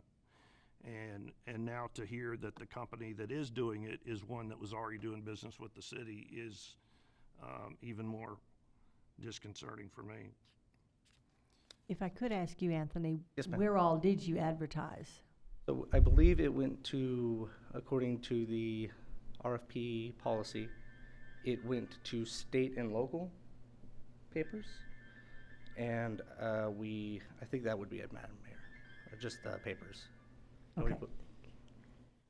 Madam Mayor, Yes. I have a question. I think, let me look at something real quick. I think it said in here, the city issued a request for bids advertising in local newspapers as well as the city website. Yes, that is correct. Okay, so not statewide. Not statewide, you are correct, yes. Okay. Sorry. I do have a question. I just wanted, since that was a question, I wanted to read what I had read earlier. How does this compare to Granicus? We're not renting it, but the way, because it sounds like it has some of the same functions as Granicus, where you can vote, there's a lot of electronics in it, there's a lot of, how does it work with agendas and stuff like, I guess I would have liked to seen a presentation in comparison. And Anthony, correct me if I'm wrong, I think Granicus is the software package, and we're talking hardware here, not a software package. Right, other but you than talked about a voting. The voting, I think, and correct me if I'm wrong, it's really to put a visual on the screen where you would have a yes and no button, and rather than having to go through roll call, you could vote yes and no, and immediately on the screen it would show up that Director Ressler voted yes, Director Allen voted no, and that's that. So it's more visual for the public to see how what the total vote is, right? But Director Ressler, if I may, Director Allen, if it's up to the board, we don't have a problem with going back out to bid it. It's a long time frame now, and it may still be a long time frame in the future. But we can, if that's the board's direction, we can go back to the bidding process again, so. I'm just curious of because you have to have a software to have that functionality to put it on the screen. I'm very familiar with the hardware software. I think most people know that. And so you have to have a software to back that up. And so I do have a lot of questions. Is it SQL-based? Is it, what kind of software are we looking at? And how is renting, or is it doing a yearly contract and then owning the hardware compared to renting the hardware? There's a lot of questions and variables that go into. I could answer that question for you about the voting. It is a software. It's a separate system Okay. that runs alongside. We will own all hardware and software with this new system. Okay. So is it an in-house software? It's an in-house built software? It's not in-house built. It is one that we are getting, but it is not something that would it is not part of the system. It is a separate system that we are incorporating into it. We can record the results with our operator in the back. He can record What's the what name each of person. it? I'm I just can't curious. recall the name of the Maybe. software. It's just I'm sorry, if you would pull the mic closer to your mouth so that we can get it under. Thank you. Yep, no problem. Madam So, Mayor. Oh, I didn't know if Lisa's not done. I'm No, sorry. I think that he is still explaining the software. Is that correct? Oh, I'm sorry. Okay. yes, Madam Mayor. The software, I don't know if it is built by the engineers or if it has a specific name. I know it's on its own separate system. And then the microphones on the dais, those would have an option to vote yes or no Okay. on them. Yes, ma'am. So my idea isn't that we need to get bids, but I would have liked to seen the package. Sure. To I can see. work up something and present that to you if you like, to the board as a whole, on how this system works and how it all integrates. Madam Mayor? Yes, Mindy. Oh, I'm sorry, David was next. I'm sorry, go ahead, David, and then Mindy. I'll just say again, the fact this was budgeted in 2021 for the 2022 budget, the fact that we had an entire turnover of the department doesn't hold water with me that this was not started in January by the current IT department. The frustration here is that the only place that bids were put was the Siloam City website and the Siloam City paper. And if the companies that would normally bid on something like this aren't reviewing the City of Siloam website, which I highly doubt they're doing that on a daily basis, or reading the Siloam paper, they'd never know about it. So I don't think that that is a very capable system of getting proper number of bids. And it is also highly irregular that would be the only places for bids, but yet the company that you're dealing with now and that you prefer is the only one that got the bid. So I think it needs to go back out and it needs to be better promoted, better advertised, probably in the Arkansas Democrat Gazette, probably on some websites that can actually have this kind of business reviewed for bids. And I'll just say it again, there are many, many companies that do this kind of work in Northwest Arkansas. And it's just frustrating to hear how this has been handled. Thank you, David. Yes, Mindy. Well, my question is, since there's a statement under fiscal impact that the supply chain issues have caused a delay in the equipment being shipped, so we won't get it until mid-year 2023. So that is just under a year out. So when we're talking about replacing 2 cameras, adding 2 more cameras, have those cameras already been determined? Are those cameras already on order? And so a year from now, are they going to be antiquated already? Are there going to be new versions of those cameras and other equipment? There probably will be newer cameras, but these, when we were planning the system, we took into account the effectiveness of these cameras, and they would be more than adequate to last many, many years.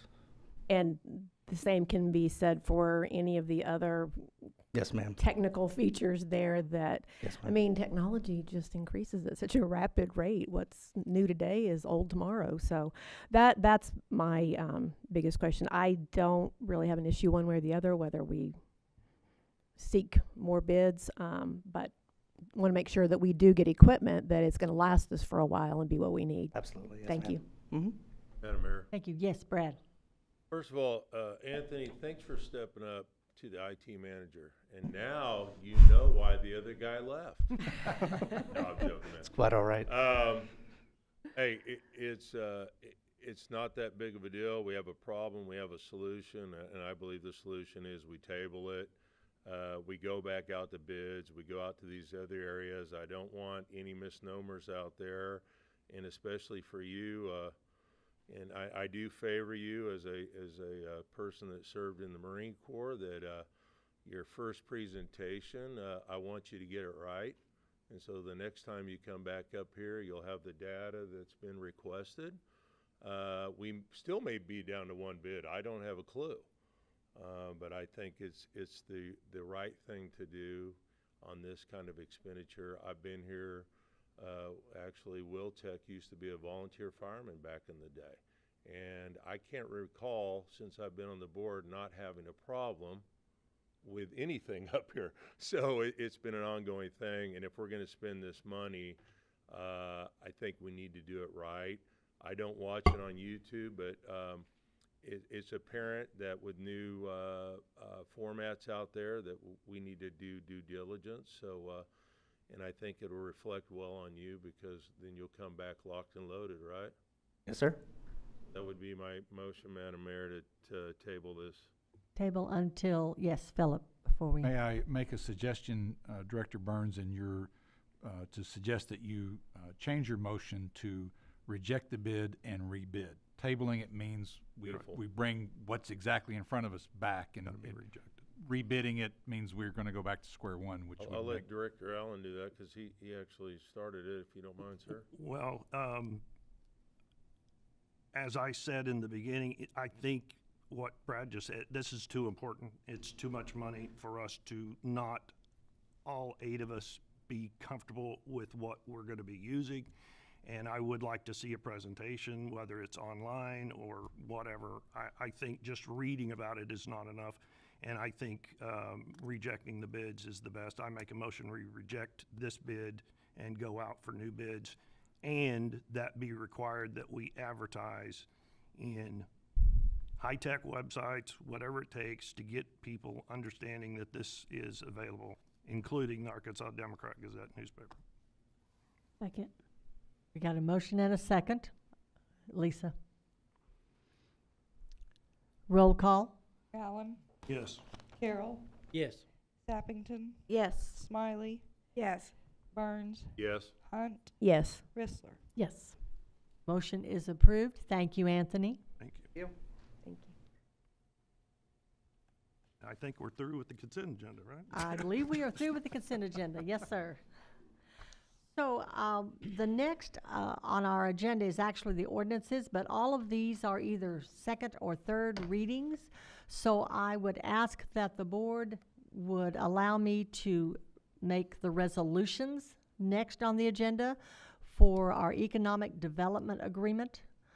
So we've already had that presentation earlier in a workshop, and this will allow us then to have our discussion.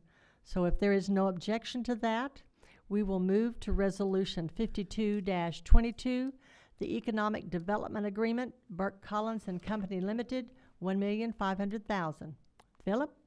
Madam Mayor and Board, thank you. I won't go through the whole presentation again. As we discussed in the workshop,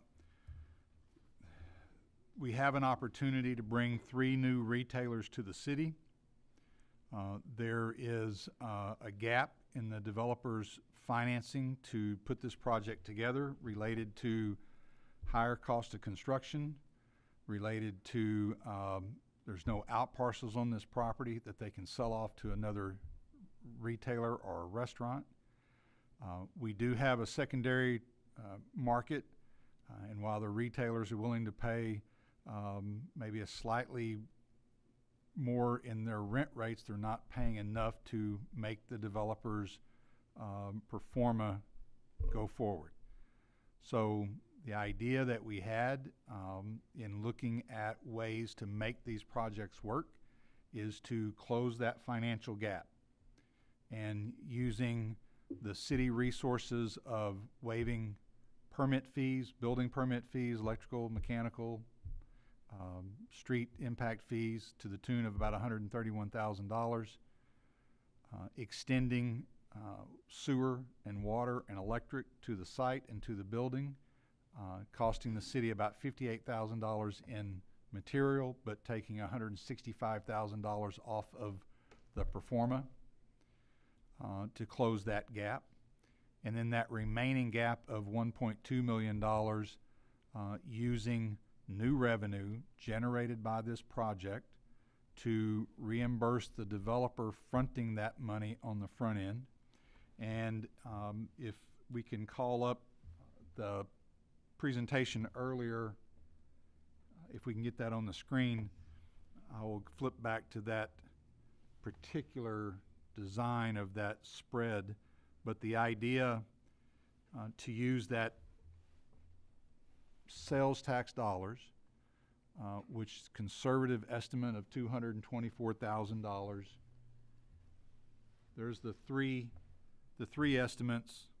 The high estimate of $362,000 in new annual sales tax. The anticipated projected sales tax revenue based on the developer and on the retailers.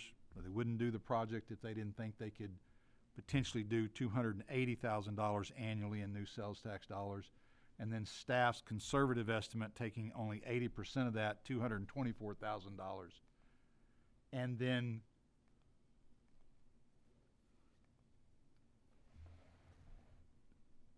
determining a sales tax base because of the fact that we can't get the information from the individual retailers out of the state, using 2021 sales tax dollars of $10.5 million, adding 4% based on our average last 4 or 5 years increase, taking that to $10.99 million, and then offering to reimburse the developer a portion of that new sales tax to close that gap.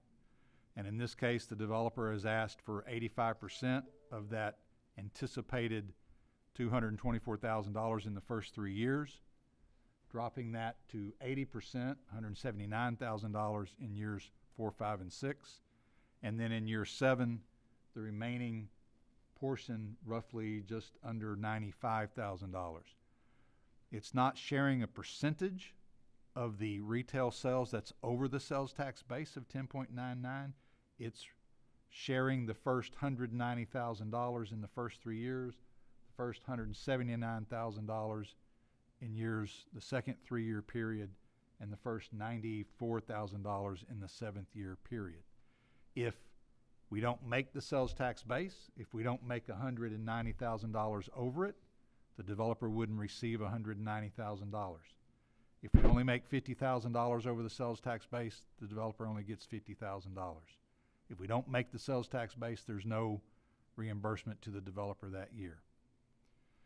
The developer and the retailers are very confident in our market. I believe our estimates of sales tax are very conservative.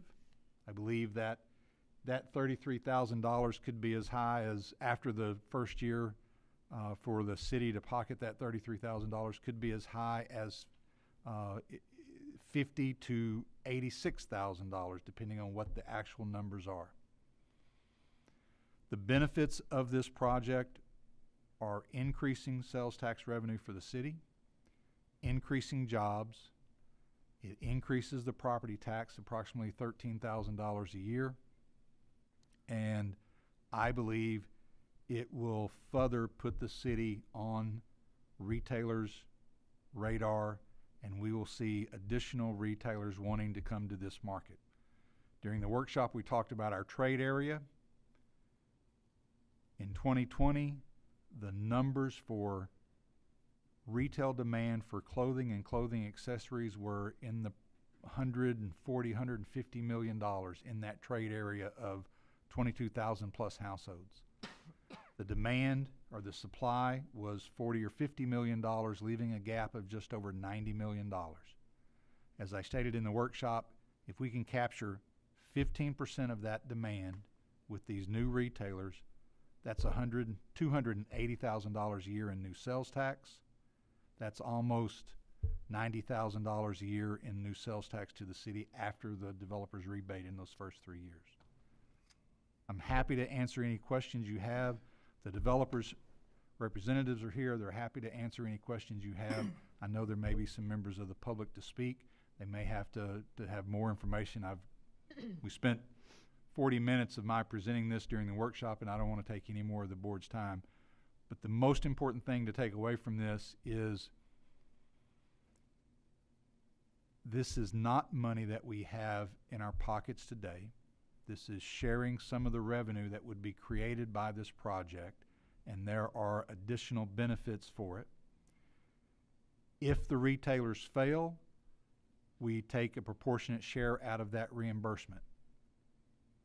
If they're successful, we'll make more money than what's shown in that slide in the next 10 years. Anywhere from $1 million, and that's not assuming an increase in $224,000 a year.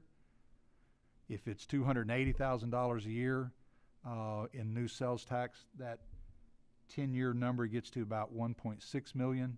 And if it's in the $300,000+ range that I mentioned earlier, it gets to over $2 million in new sales tax at the end of 10 years. Madam Mayor, I'm happy to answer any questions. Thank you, Philip. Is there anyone in the public that would like to address Resolution 52-22? Yes, please state your name, address, and you will have 3 minutes. Thank you very much. Arthur Holbert, President of the Siloam Springs Chamber of Commerce, address 20705 Highway 16. Thank you. Siloam Springs. Yeah, Philip asked me to speak tonight briefly upon the Economic Development Agreement with BURK Collins. As you guys know, the purpose of the Chamber is to help with economic development for large businesses, small businesses, existing businesses, new businesses, much like this. And as you guys know, much of what the Chamber does is invisible, and this is actually one of the economic developers that we've been involved with for many months. And I found out today that I met with Mr. Burke. This was my meeting I had with him was the last one he had before he passed away. So he actually apparently had COVID while we had a meeting with him, and he passed away shortly. Regarding tax incentives, as you guys know, briefly, cities and states offer tax incentives to businesses all the time to attract them. Without these incentives, cities and states do not attract new businesses. Basically, all across America, all across the cities, without incentives, you don't get these businesses. So keep that in mind. You got to know who your competitor is and what they're offering. And from my perspective as a past state legislator, there were some tax incentives I voted for, and there were some that I voted against. So there were two criteria that I always had whether I voted for it or against it. One is there a quantifiable return on investment, number one. And number two is there needs to be a strong clawback if there's not a quantifiable return on investment with the defined met deliverables. So those two things have to be met before I would ever be supportive of it. In my opinion, this agreement has pros and cons with the risk associated. Philip asked me to share them, so I'll show the pros and the cons and then kind of end with my recommendation. In my opinion, this agreement has pros and cons with risk associated. There's a risk for the developer. It's possible that the economy goes into a downturn or recession, that the businesses in the building could have a great year, hitting projections, everything that they've projected, but the developer not get any tax incentives because the city tax revenue fell under the baseline. That's a very real risk that the developer takes by being here. There's also a risk for the city too that Philip has shared. I would say that the quantifiable return on investment for the city is fairly muddy and somewhat weak, and that the city is not able to see the tax revenue brought in by each individual business at this location, as Philip said, but rather the city leadership is having to rely on the baseline of city revenue, then splitting that revenue based with a developer. So it is possible that the city revenue tax could increase because Walmart, Lowe's, and Atwood is having a banner year, and these businesses do not hit projections, but the developer still gets the incentive.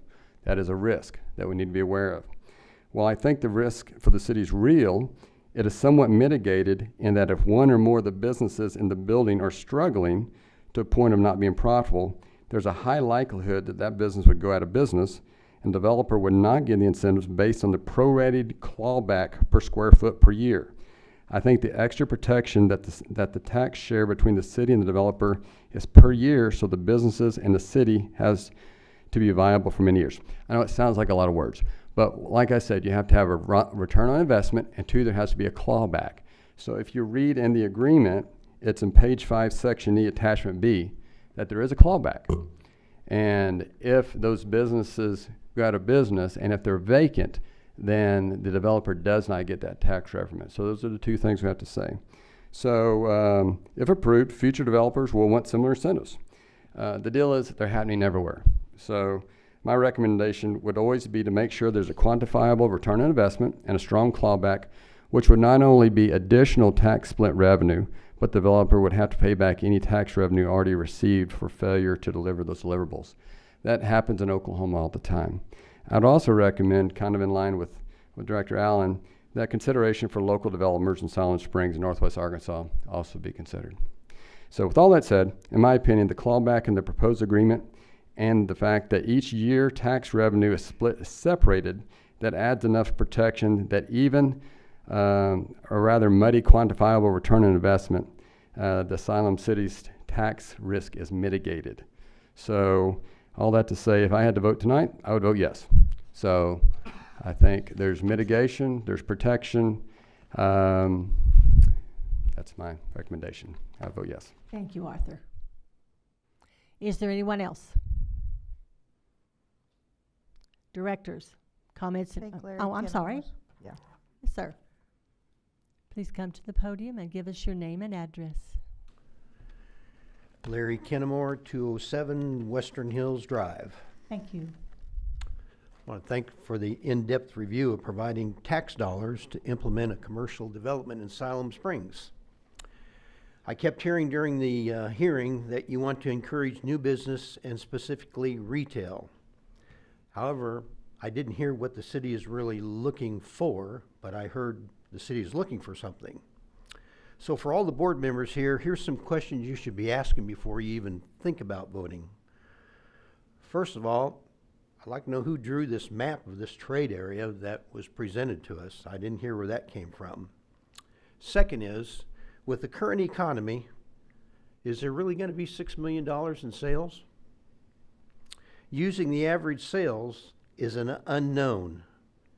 Using an 80% number in this economy is pie in the sky. Why not use 50%, 40% in the current economy? New businesses take years to build their sales, and your numbers presented here as if they were just going to take off like a skyrocket. And that's not going to happen on day one or year one. You keep using Ada, Oklahoma. However, I'd like for somebody to check on Ada, Oklahoma and tell us what the actual numbers are there. They didn't give us any actual numbers on Ada, Oklahoma. The Walmart trade area. Walmart sales have increased in this economy. And the reason is because people don't have the money to go buy at those other stores. And this report just came out today that Lowe's and these big box stores sales are down 9%, 10%. It was just released today.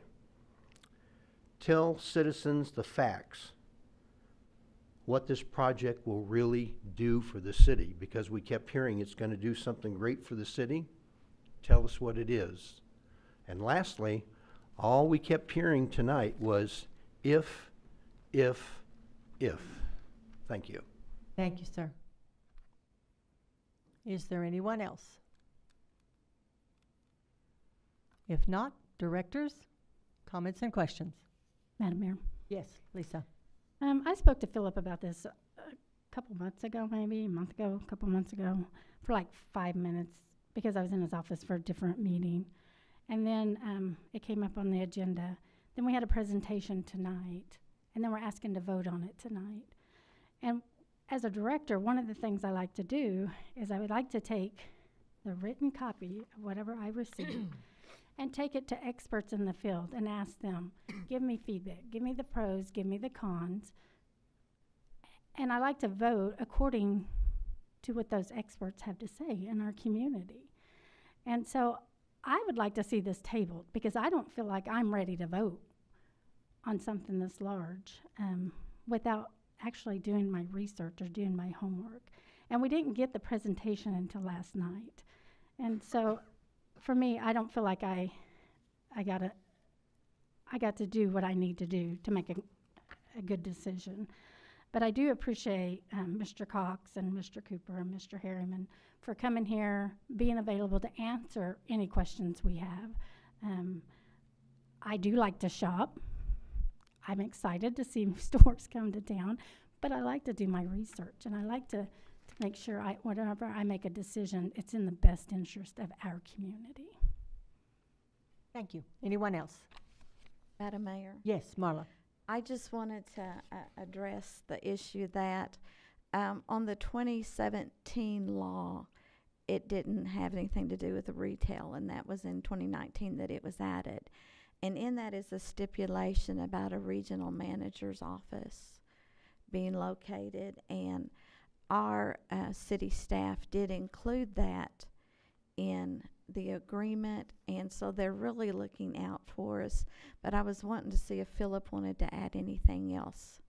No, that is exactly correct. The agreement that, and I don't know that I added it, and I apologize for not adding it as one of the deal points, but part of the contingency in the agreement is that either Ross or TJ Maxx have a regional manager's office. I don't believe that in talking to the Arkansas Municipal League, I don't believe that the 2017 law that allows cities to invest in economic development projects has been used very much, if at any, in the state of Arkansas. So my goal was to make sure that if you do approve this, that it is legal on all fronts, that if it was ever challenged, that we've got extra coverage from that standpoint. And that was in part of the discussion with AML to include the regional manager's office. Thank you. I just wanted that to be record. Thank you, Marla. Anyone else? Yes, Carol. Madam Mayor? Oh. It was not a spur-of-the-moment thing for me. I may not have known specifically the companies that were involved, but our city administrator has talked to me, and I think he's talked to other board members that this was on the horizon, and explained to me using the sales tax incentive. So this was not something that just came out on our agenda. This has been, for me anyway, in the works. And I appreciate BURK Collins and Company coming and presenting their presentation to us. I think it's a good incentive for our community. I think a lot of our citizens would really enjoy the stores that are involved. Thank you. Thank you, Carol. Anyone else? Madam Mayor? Yes, Mindy.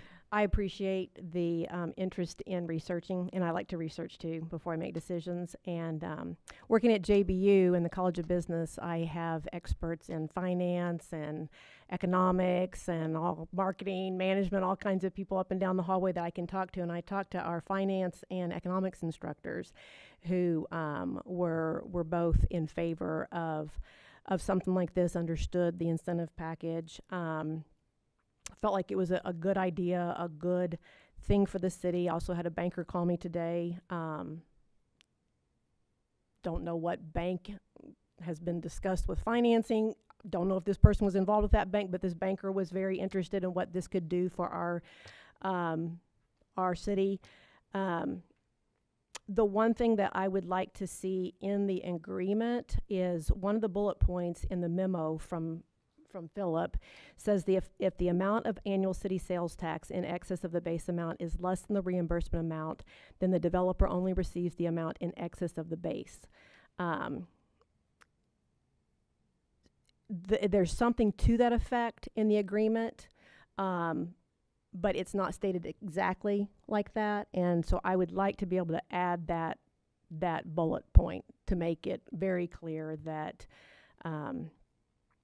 the developer may or may not receive the money, that the city is not going to pay if the money is not there for the city to pay. It's in the agreement, but not in those words, and I would like to see it in those words if possible.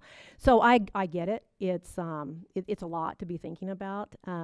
I did try to do my research and also just talking to citizens. They were excited about these particular retailers coming to town. Actually, maybe some of the husbands of the wives that were excited weren't quite as excited, but I think it could be good for the city, and I do appreciate that we're looking at it's not money out of the city's pocket right now. It's a potential to earn money, not a request to just pay money that we already have, if that makes sense. So that's where I am. Thank you, Mindy. Anyone else? Madam Mayor, Yes, Reed. I will be in agreement with Director Smiley in that this has been something that I guess had been spoken of upcoming. And I know at the AML conference, Philip Patterson came and spoke with me concerning this, just kind of give some groundwork for it, kind of prepare our thought process to where when I did see this, I felt like I did have good information, and I am in agreement with the percentages. I like the research that's been done. I appreciate the gentleman coming this evening. So I feel like we're prepared for this, but that's my opinion. Thank you, sir. Anyone else? Madam Mayor? Yes, David. I'm going to speak on the administration of the agenda only, in that in all my years of being involved with City 35 Plus, I have never seen a workshop on an agenda that is then followed by a decision regarding that workshop on the same agenda. And I will dispute respectfully, Director Smiley, this is suddenly on the agenda. This has not been on a previous agenda. The info for this specifically only came out Thursday.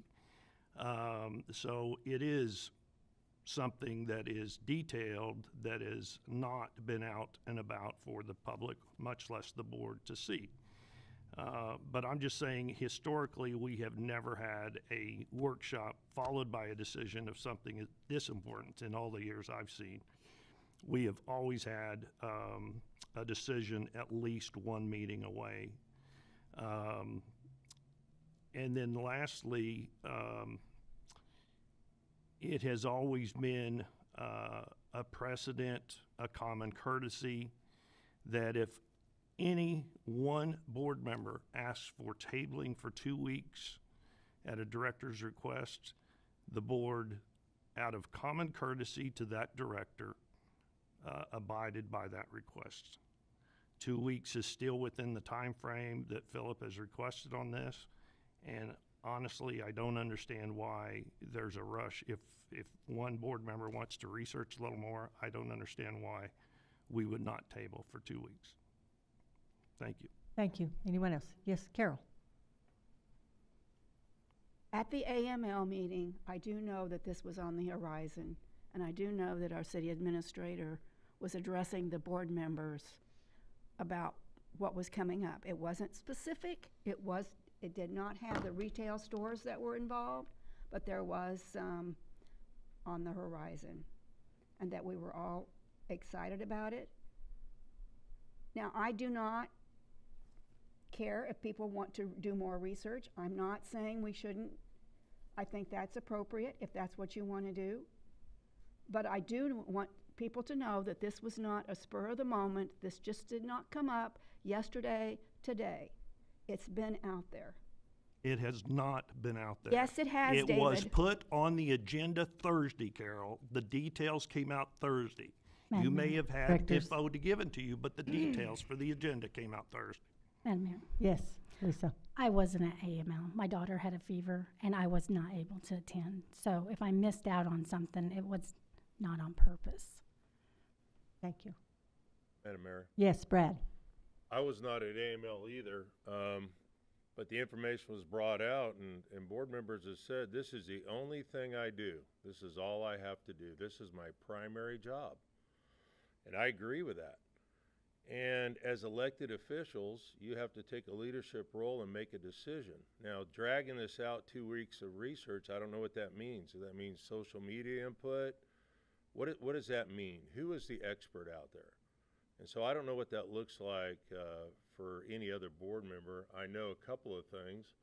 When I met with large industry over the past several years, there's things that large industry would like to see in our area. One of them is quality of life projects, and the other of them is retail areas, so they can have people move in the area, not commute, which interprets itself to outside of our duplex, which is higher end housing, and create an environment where they can live and shop in Siloam Springs and spend their tax dollars. So that meets one of their requirements, and it looks like that.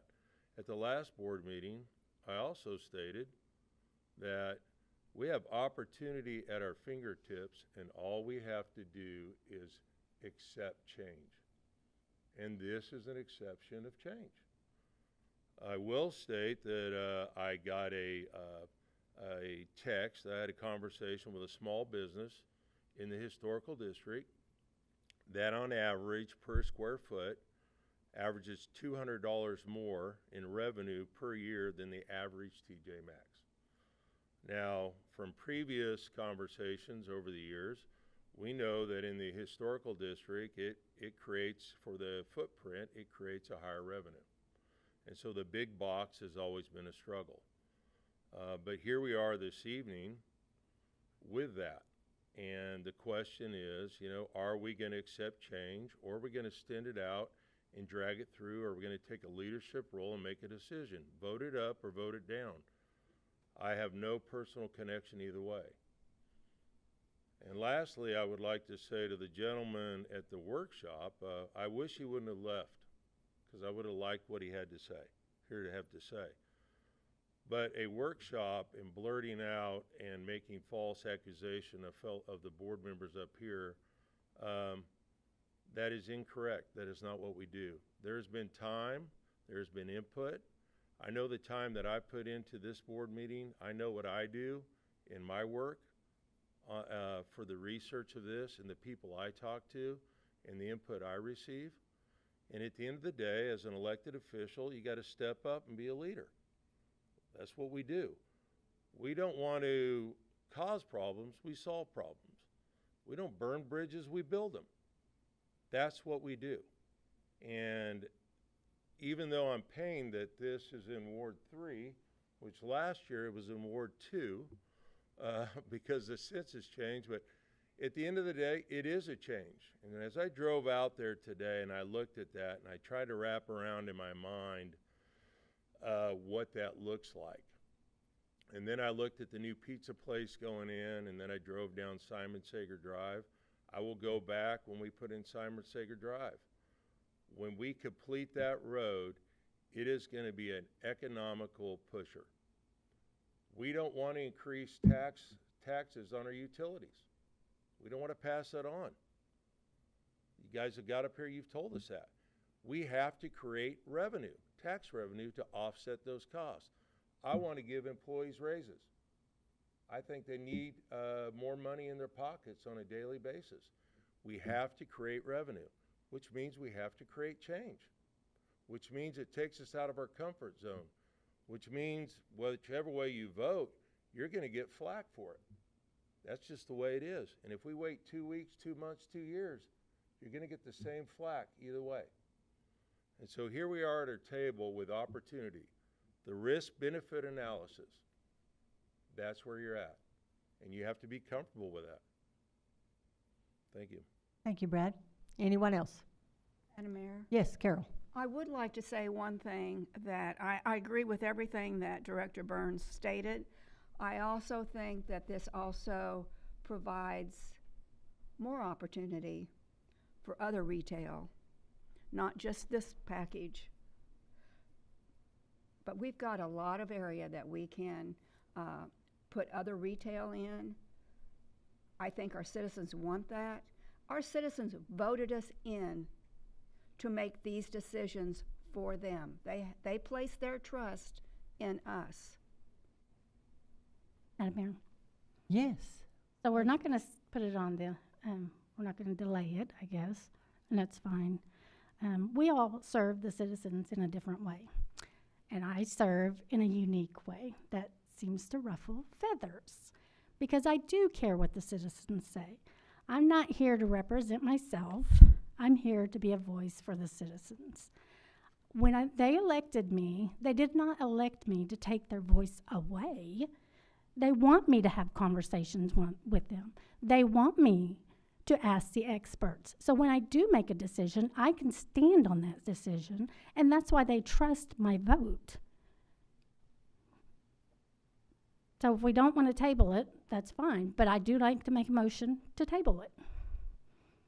So we have a motion to table on the floor. Is there a second? Second. There is a motion and a second to table. Roll call. Carroll. No. Sappington. No. Smiley. No. Burns. No. Hunt. No. Rissler. Yes. Allen. Yes. Motion fails. 5-2. 5-2. Thank you. Then we will move forward. Do I have a motion to approve Resolution 52-22, the Economic Development Agreement with BURK, Collins and Company? Madam Mayor, I'm sorry. before we make a motion, I'm not against this project. Again, I want to make that clear. I am not against this project. I am for bringing in shopping centers, and I'm for bringing in new businesses. I support our local businesses. I just have to vote no because I do not feel like I was given the due diligence to do my homework. Thank you, Lisa. And we have a motion to approve Resolution 52-22. Do I have a second? Second. We have a motion and a second. Roll call. Sappington. Yes. Smiley. Yes. Burns. Yes. Hunt. Yes. Rissler. No. Allen. Abstain. Carroll. Yes. Motion is approved. Thank you, gentlemen, for being here tonight, and we look forward to the future. Thank you very much. With that, we will move on to our ordinances. First is Ordinance 22-20, third reading, annexation of 14.087 acres, 21,000 block of Arkansas Highway 16. Ben? Yes, thank you, Madam Mayor, members of the board. So this is the third and final reading of the annexations to 14 acres off of Highway 16. There have not been any additional comments since the last reading. Once again, that is going to the PD zone with a density cap on the residential units. With that, we are available for any of your questions. Thank you. Thank you. Is there anyone in the audience that would like to address Ordinance 22-20? If there is not, directors. No questions or comments. Do I have a motion to place Ordinance 22-20 on its third reading, suspending the rules and reading title only? So moved. Second. So, Marla and Reed. Roll call. Smiley. Yes. Burns. Yes. Hunt. Yes. Rissler. Yes. Allen. Yes. Carroll. Yes. Sappington. Yes. Motion is approved. Philip? Ordinance number 22-20, an ordinance accepting the annexation of certain territory described as the 21,000 block of Arkansas Highway 16 to the city of Siloam Springs, Arkansas, and assigning the same to a ward. Thank you. Do I have a motion to approve, or I'm sorry, to adopt Ordinance 22-20? So moved. Second. We have a motion and a second. Roll call. Burns. Yes. Hunt. Yes. Rissler. Yes. Allen. Yes. Carroll. Yes. Sappington. Yes. Smiley. Yes. Ordinance 22-20 is adopted. Next is Ordinance 22-21, second reading, amending Section 102-21 of the City Municipal Code, rezoning from R3 to R2, the 2400 to 2600 block of East Kenwood Street. Ben? Yes, thank you again, Madam Mayor. This is a rezoning a down zone from the R3 two-family to R2 single-family. This is the phase 2 of the Foxtail subdivision. There have not been any comments since the first reading, and staff is recommending approval. Thank you. Thank you, Ben. Is there anyone in the audience that would like to address ordinance 22-21?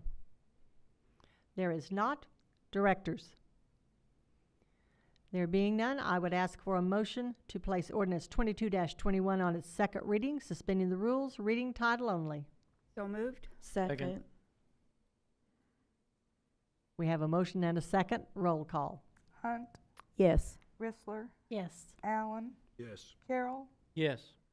Sappington, Yes. Smiley, Yes. Burns. Yes. Motion is approved. Philip?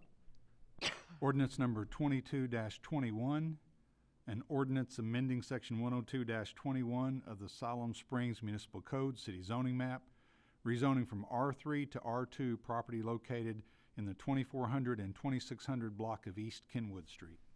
Thank you. Next is ordinance 22-22, second reading, annexation of 1.96 acres at 21,733 Carousel Drive.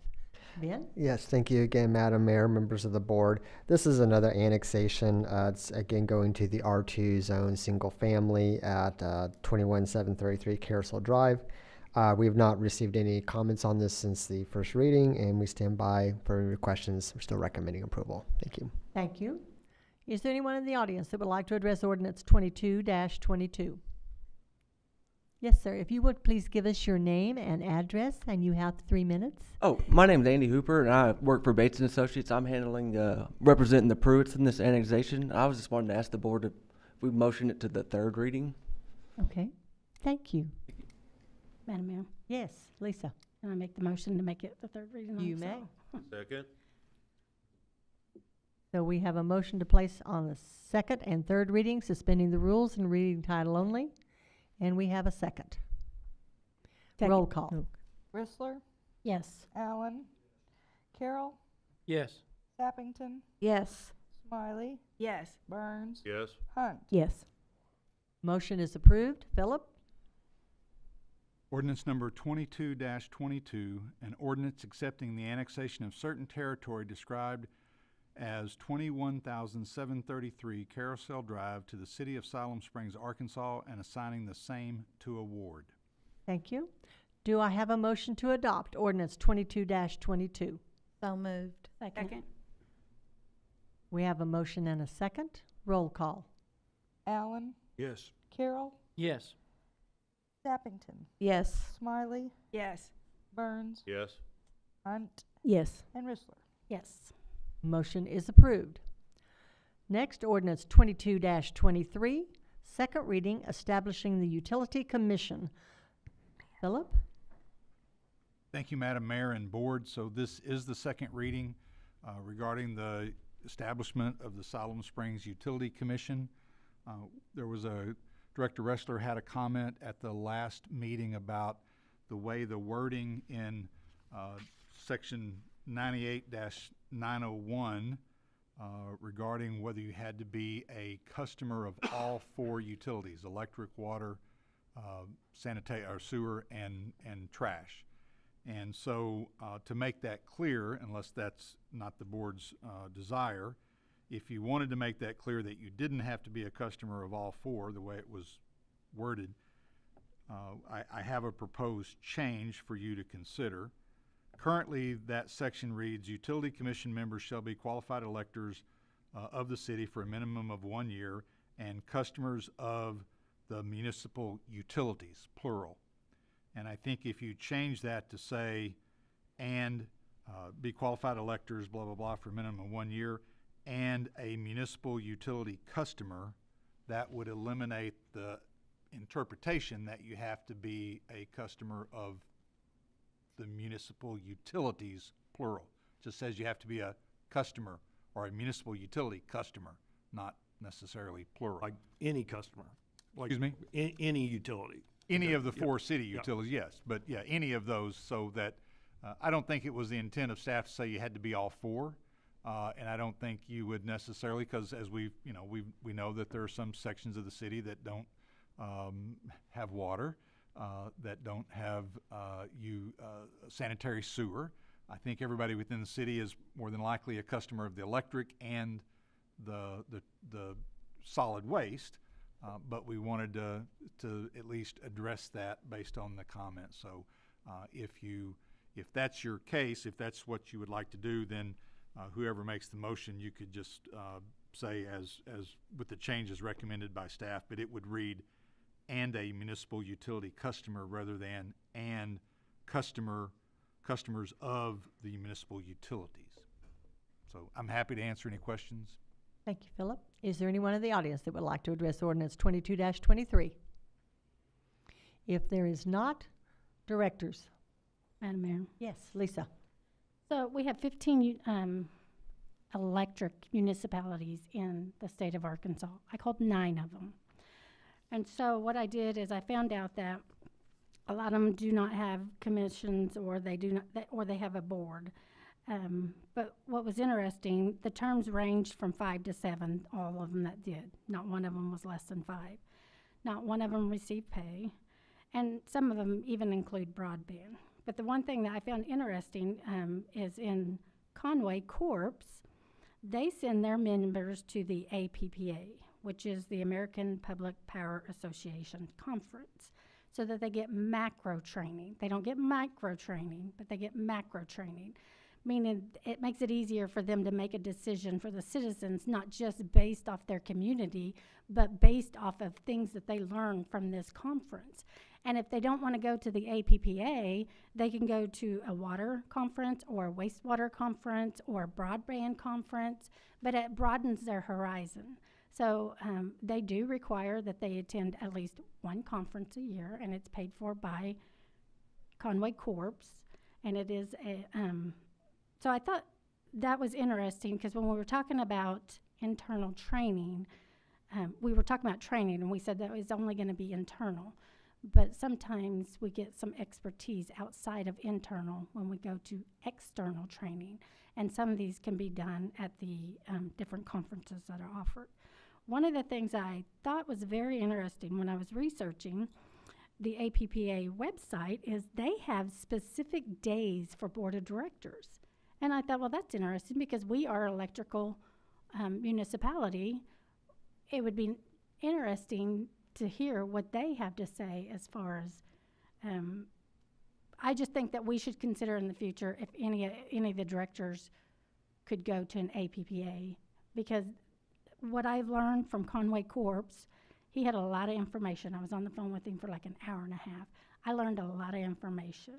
So that's the kind of research I like to do. I took the effort. I called 9 of the 15 in the state of Arkansas, and I put the effort into finding out what works for our state. So I suggest that we include in the training that they attend a conference. Thank you. Anyone else? Madam Mayor? Yes, David. Lisa, did you say none of them got paid? Not one. Which I don't care if they get paid or not. I mean, I'm just saying, this is when I called, and and the only one I didn't get a hold of is the Bentonville one. So I don't know. Philip probably knows that one, if they got paid at the Bentonville one. Honestly, I don't remember off the top of my head. The idea of payment, if you remember a few years ago, it came up about planning commissioners being paid. Some cities pay planning commissioners, some cities don't, trying to encourage people to participate. And so the idea from staff is, if we're paying the planning commission, we thought same thing ought to be in this case, but that's totally the board's decision. That's the only reason why because we're paying planning commissioners, that we thought we ought to treat the utility commission the same as the planning commission. What I thought was interesting, most of the time what they said when I spoke to them is it was a prestige to be on that board. Sure. And so a lot of people wanted to be on the board anyway, so they didn't have to offer payment. So I don't know, this is new in our area. I don't know how that would work out. And again, we only did it and recommended it because of the way the planning commission is being dealt with. Madam Mayor? Yes, David. The 4 cities you did look at and take kind of pattern, do you remember, did those cities pay I honestly don't I didn't- remember. I'd I have to didn't go know. back and do the Okay. research. It's That's- been that's all. a number of months since we did And that. then, okay, thank you, Philip. I wasn't sure. The other thing I was just gonna state is that, almost every board member has been on some committee or commission for the city, and, I let Philip know I wish to be on the selection committee for this utility board. May I speak to that? We talked about it once before, that subject to this passing, it would be my recommendation that the mayor appoint and the board approve a 3-member panel made up of board members to review the resumes and letters of interest or whatever the applications, and conduct the interviews, and then that 3-member panel of board members make a recommendation to the whole board as to the appointments. So, as Director Allen said, he indicated that to me, and Jay and I have had a discussion. The state statutes under city administrator forms of government indicates that it's the city administrator that makes the appointments. It's the boards that ratify those appointments. But I think it would be appropriate in this case for the board to do the interviews and do the review and make the recommendation to the board. Yes, Carol. I guess then I should tell the board that I submitted my name as well to the mayor. I sent her a letter. Madam Mayor? Yes. I'm not submitting anything to you, but I am curious about Director Rissler's comment and what the board's thought on that, because if we're adding, I'm just curious about that. But what our thoughts are now, because right now we're just 8 hours in-house training. Sure. In essence, right? So I'm just curious, and Philip, I don't know what your thoughts are on that, but it's kind of like a board member. I don't think we're really required to go in AML, or as Carol has aggressively attended AML and became a certified officer, where I have been extremely lax over 2 terms and have no certifications.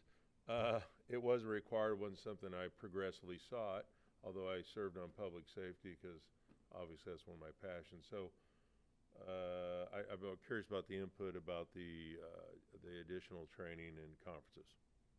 Philip? The staff would not have any, any opposition to that. I think, with all boards and commissions, I don't know about the Parks Advisory Board. I know that we have some money, I think, set aside in community development to send planning commissioners to not national conferences, but local, regional conferences. So I think in my fiscal analysis, I mentioned something, if we're going to pay these members, there's, whatever the number is, so we would need to add some additional money in that if for conferences. I know the APA, I believe, is Director Ressler, help me. Is that a national conference? I mean, there's the state. I forget. There's a state. That one is the American Public. Thank you. Yes. Yeah. So it's the national conferences, and I know the state Association of Electrical Utilities has sometimes a conference, and I think the APA is really geared to electric side of things, not the other utilities. But clearly, the members of the Utility Commission need a full understanding of the operations of not only the electric, the water, the wastewater, and sanitation. So if conferences help, and that's the board's direction, just let us know. We'll add money in the 23 budget, and we'll go from there. Thank you, sir. Anyone else? If not, Madam Mayor. Yes. Are you looking for feedback from other board members about training? I know that Director Rissler has said something. I would be in favor of adding additional training if other board members feel like that would be helpful. Madam Mayor? Yes, Carol. I think adding training is helpful. When I was on the Planning Commission, it wasn't required, but we did go to different planning conferences. I think you probably did too when you were on the Planning Commission, Yes. and it was very helpful. Yes. That is correct. And if I may, and my computer is not working for me, can you, Lisa, our Director Wrestler, can you tell me the section? Do you know the section there where we talk about training? Because I'm Yes, having I a wrote hard it down. time. Section 98, It- 908. Thank you. Mine's shut down, yeah, okay. Section 98, 908.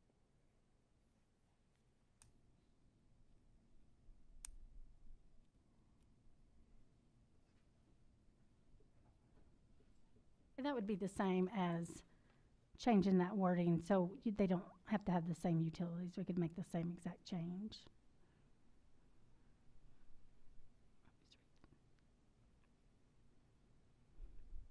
So, if I may, each member shall annually receive training in the operations management and governance of a municipal utility. Before the first anniversary of a member's initial appointment, the member shall receive no less than 8 hours of training. Any member who refuses or otherwise fails to timely obtain required training shall, upon motion of any member, be prohibited from voting until such time that training is complete. Any member may be removed for failing to receive the required training under this section. So it doesn't necessarily say in-house or outside external.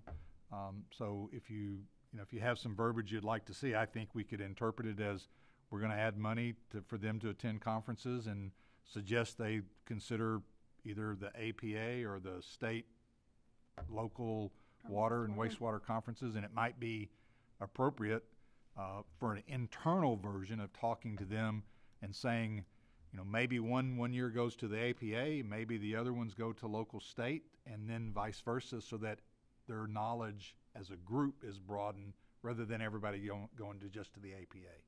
So I think we can work with it within the current regulations, the current verbiage, if that's the board's pleasure. If not, we can, prior to the third reading, try to add more verbiage to that section. What does that do when we invest that amount of money for 3 years only? Sorry? What does that do when we invest that kind of money on somebody for only 3 years of service?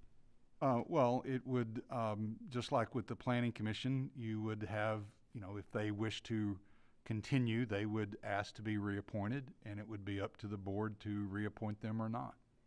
So, and again, your statement earlier, 5 years, if you want to change it to 5 years, that's the board's pleasure. I think internally, from staff's perspective, 5 years is a long commitment for a member of the public. But if that's the board's pleasure, then, whether it's 3, whether it's 4, whether it's 5, you're going to invest in their training. You're going to either reappoint them or not when their term is up. So that's a board decision. Now, the way I'm reading this is, regardless of what year they're in it, they'll get the training annually. So the budget for training will be the same every year because all of the members will get the training every year, right? Is that how I'm reading it? So it's not a one-time training. Right, it's every year. Okay. But you're taking knowledge away after those 3 years of investing. It's like an employee. You invest a lot of money in an employee, giving them benefits, giving them training. When they're gone, you've lost that money. You've gotten a couple of years of service, but the value of their But knowledge reappointment gone. is an option.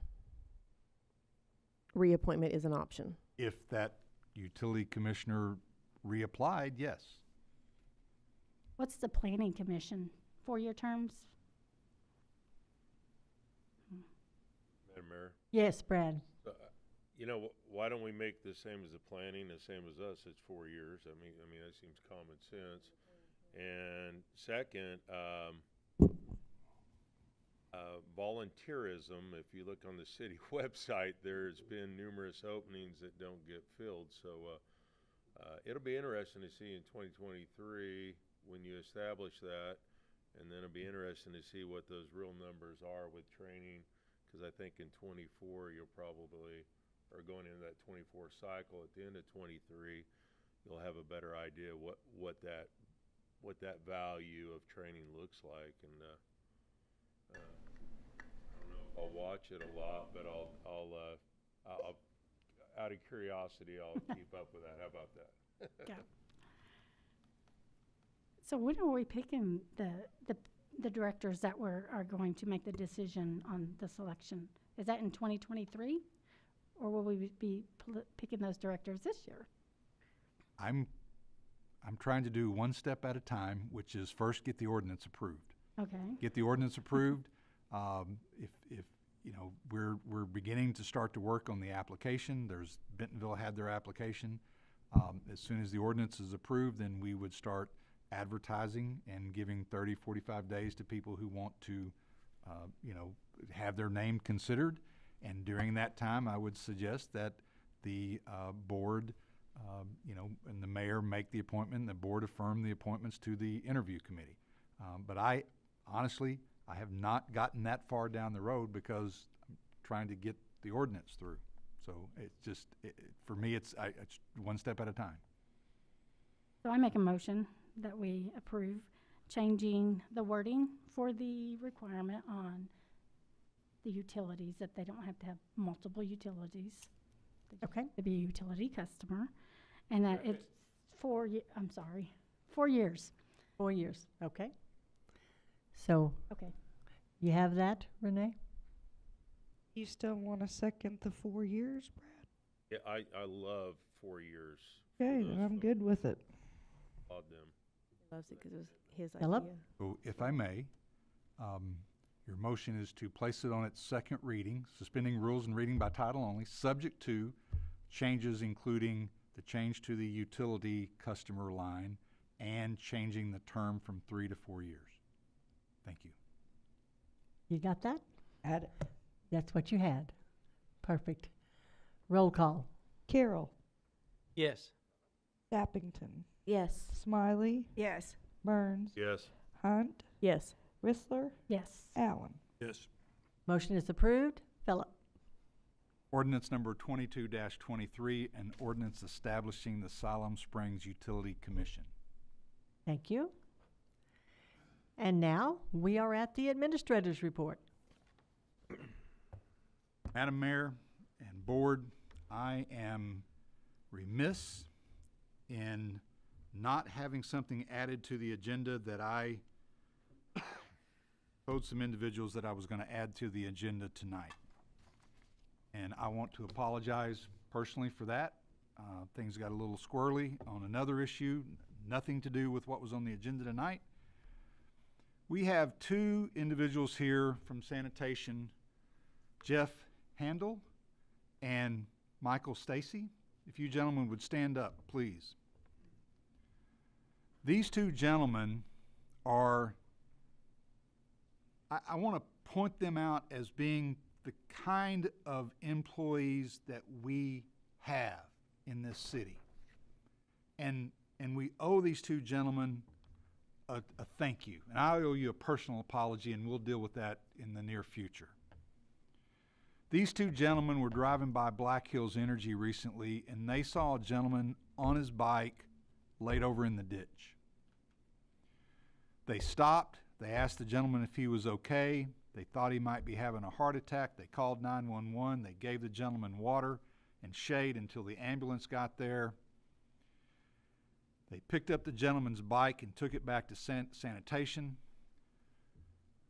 The man's family members came to pick up the bike, and they told Kevin Whaler, this gentleman's supervisor, that upon arrival at the hospital, they discovered that the man was having a massive heart attack and that he needed emergency surgery. And if it hadn't been for these two gentlemen, the man in the ditch would have died. And it is my honor to thank you for being city of employees, and more importantly, to thank you for doing what you saw was the right thing to do and doing that. And you deserve much, much more than I can ever thank you. But I am going to find you guys, because I do owe you a lunch, and we're going to go to lunch for making you stay here all night. And I don't know, you might get a half a day off. Yeah, you might even get a half a day off. I'm sorry. That's still not enough? Yeah. Philip, can you tell us their names again? Yes. Michael Stacy and Jeff Hadel, excuse me. Yeah, H-A-D-E-L. Spell that for me again. Excuse me? Spell that for me again. Hadel. And I want to thank you and give you a round of applause.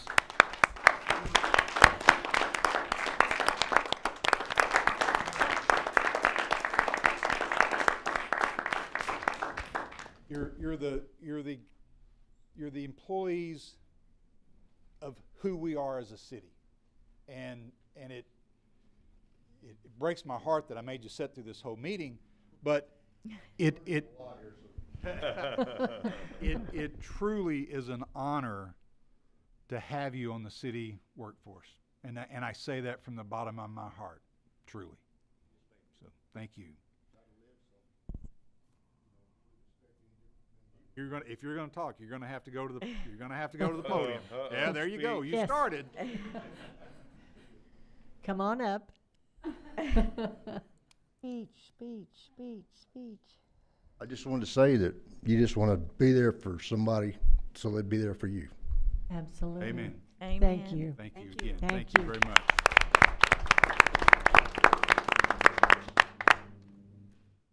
Give me 1 minute to make a note that I have to take them to lunch in the near future. Absolutely. Yes, don't forget that. I don't think they'll let you forget it either. No, they're not going to let it. They're not going to let that Hey, slide that's on on my part. That's on TV. We got that documented. Thank you again, gentlemen. I appreciate you very, very much, and I'm again sorry that I've kept you through the whole meeting. So, yeah, you say that and you say that now. Thank you. Good night. Thank you, gentlemen.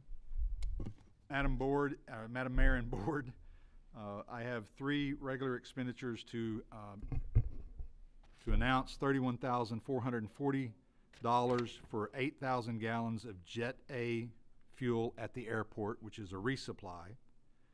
And within about 2 weeks, we had to buy more Jet A fuel, so we spent another $31,554 on Jet A fuel. We sold over 10,000 gallons in 2 weeks at the airport. In the electrical department, $40,000 for right-of-way clearing in, I forget which section it is, but it's power lines running down South Elm to Rains Road. Per Resolution 61-21, we continue to contract to purchase inventory in the electric department, $89,400 for 30,000 feet of 4/0 primary wire for inventory. Our estimated delivery date is July 2023.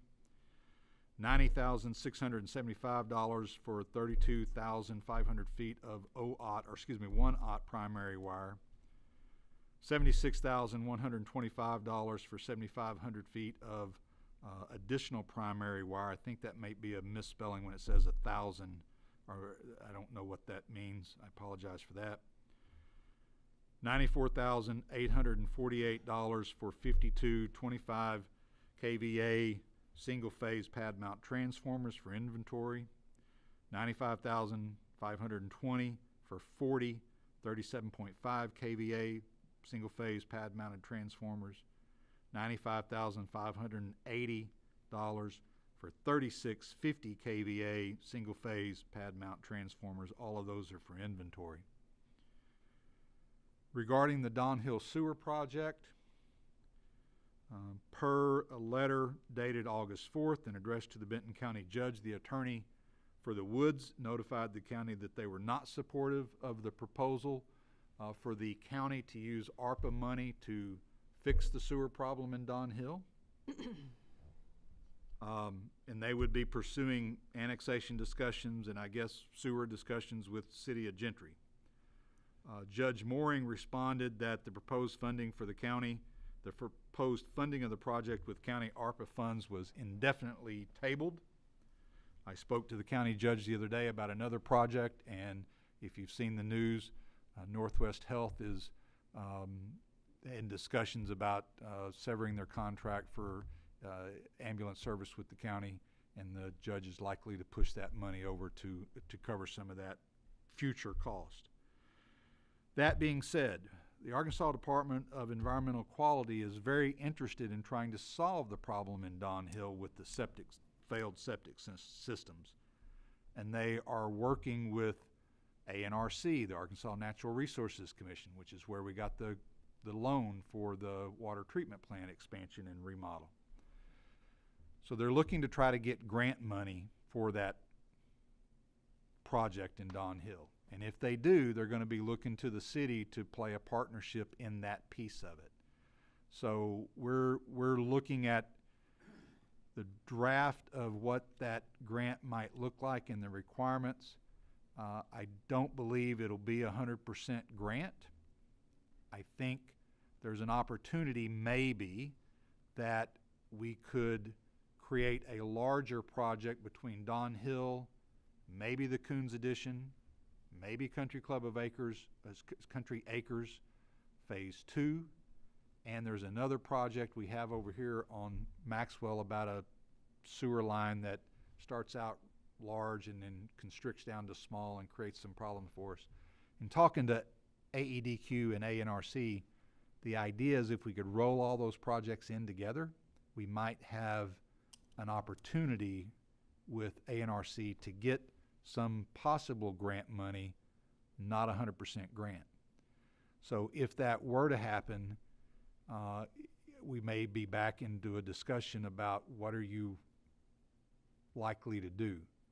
I don't know that I would strongly recommend we use city taxpayer dollars to fund county projects, but we might be able to roll it all in and get the cost of the county projects covered by a partial grant and the cost of the city projects covered by either a local match or a low interest loan or something along those lines. So that's what we're looking at.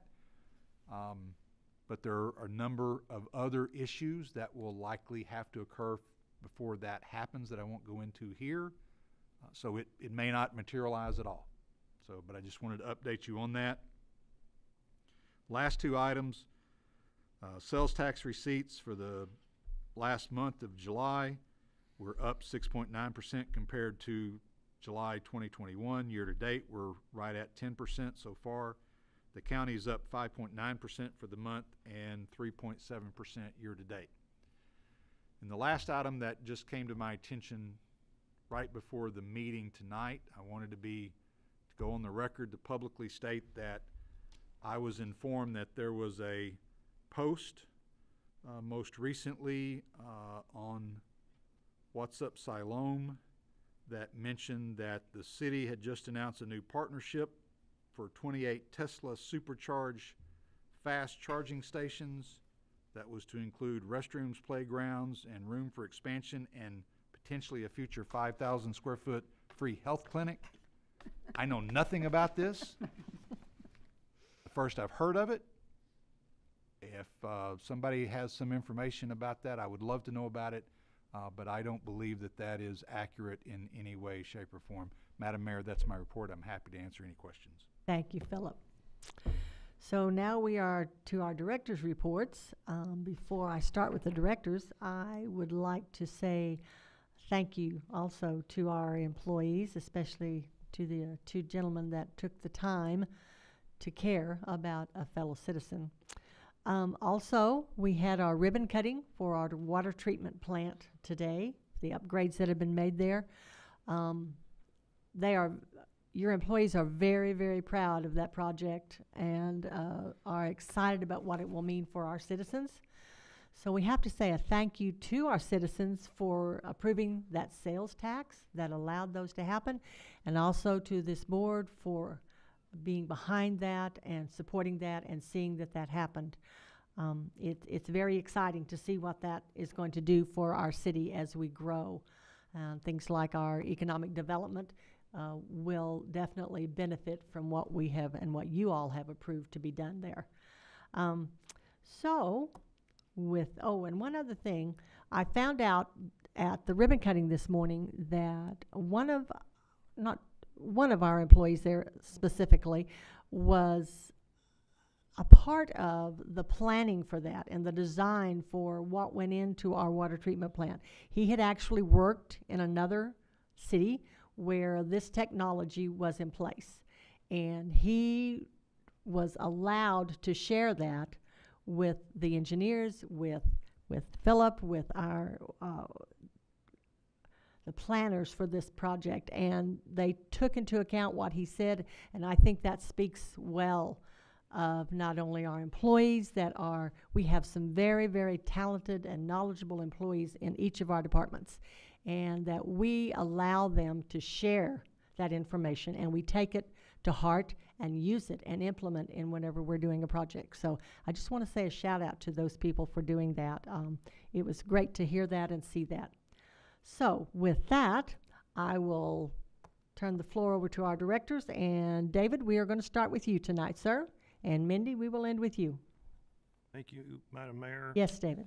I also wanted to express appreciation to Michael Safety and Jeff Hagel of our sanitation, Good Samaritans, that set the example for anyone to look out for their fellow man. And really happy to see our new officers, Gallegos, Taylor, Carter, and Newton. And I was so pleased because they had their families here. That was nice. Not just the officer himself, but their families were here to support them, and that was really very sweet to see that, and I appreciate them being here. Let's see what else I had. I was going to ask Philip, would you think, regarding the fact that you've been saying since I've known you that we don't get what we deserve from the state on retail info, would a resolution from this city board with each of us signing it, say, to the governor saying, I don't know, would that go somewhat higher up to say, this is important to us? I think yes, but I think at the proper time. Mm-hmm. And so I've got to go to an AML conference here Mm-hmm. in a couple of weeks, and we're working on the legislative package, and that's one of the things that I'm really stressing. And I think we've found a chink in the armor, so to speak. Right.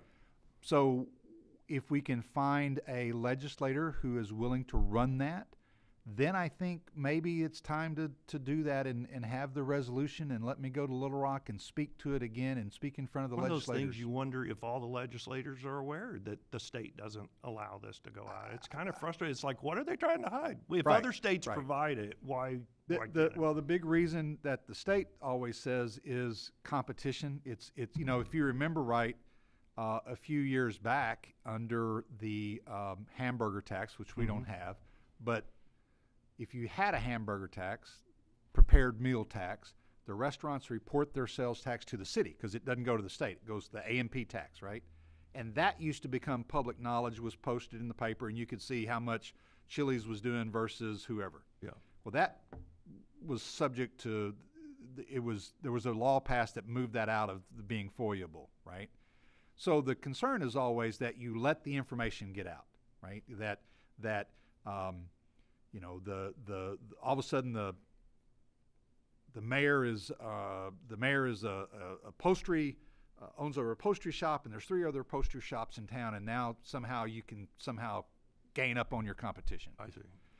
But the reality is, we hold confidential information all the time. We have confidential information on every individual's utility bills that we can't give out. Mm-hmm. We have confidential information on our employees that we cannot give out. So what I've told AML is if we're going to do it, rewrite it so that the chief official, whether it be the mayor and mayor councils or a city administrator, city manager, and the finance director are the only persons who can see that information, right? And if it gets beyond them, it's because one of those two let it out, and that's a violation, just like FOIA would be a violation.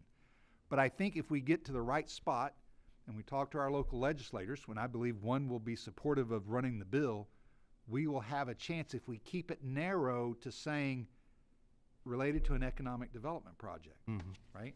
Good.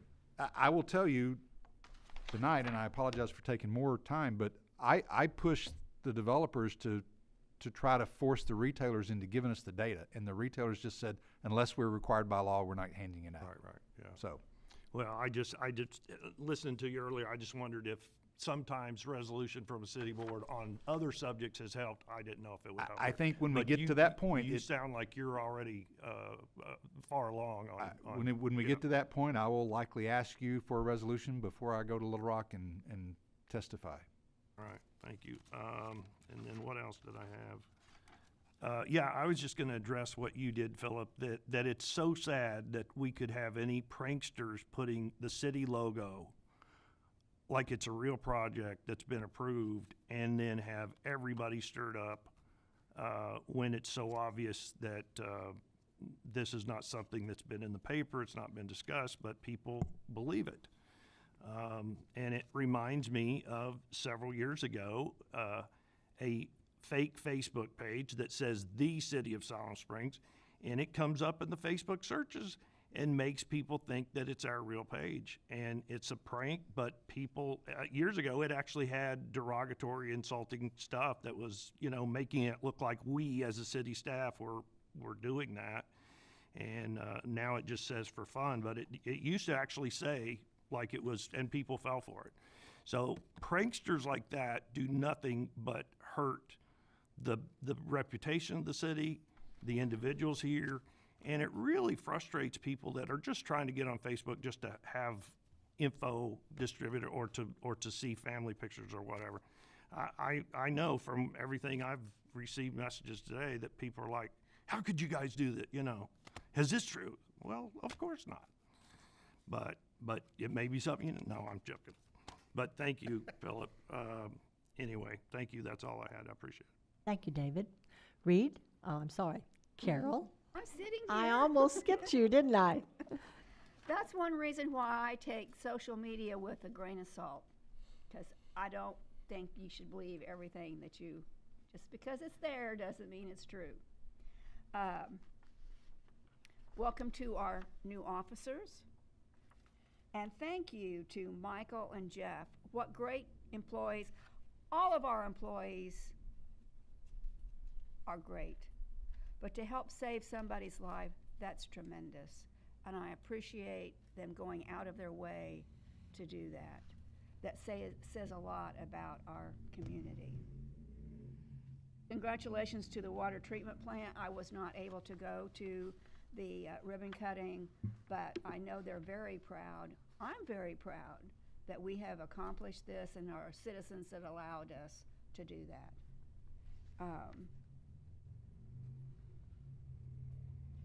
And I want to thank BURK Collins for their presentation. I thought that was very important. I'm excited about this. I think it's going to be a real boost for our citizens. And school has started, so we all need to watch out for the kiddos that are walking down the sidewalks, hopefully not in the streets.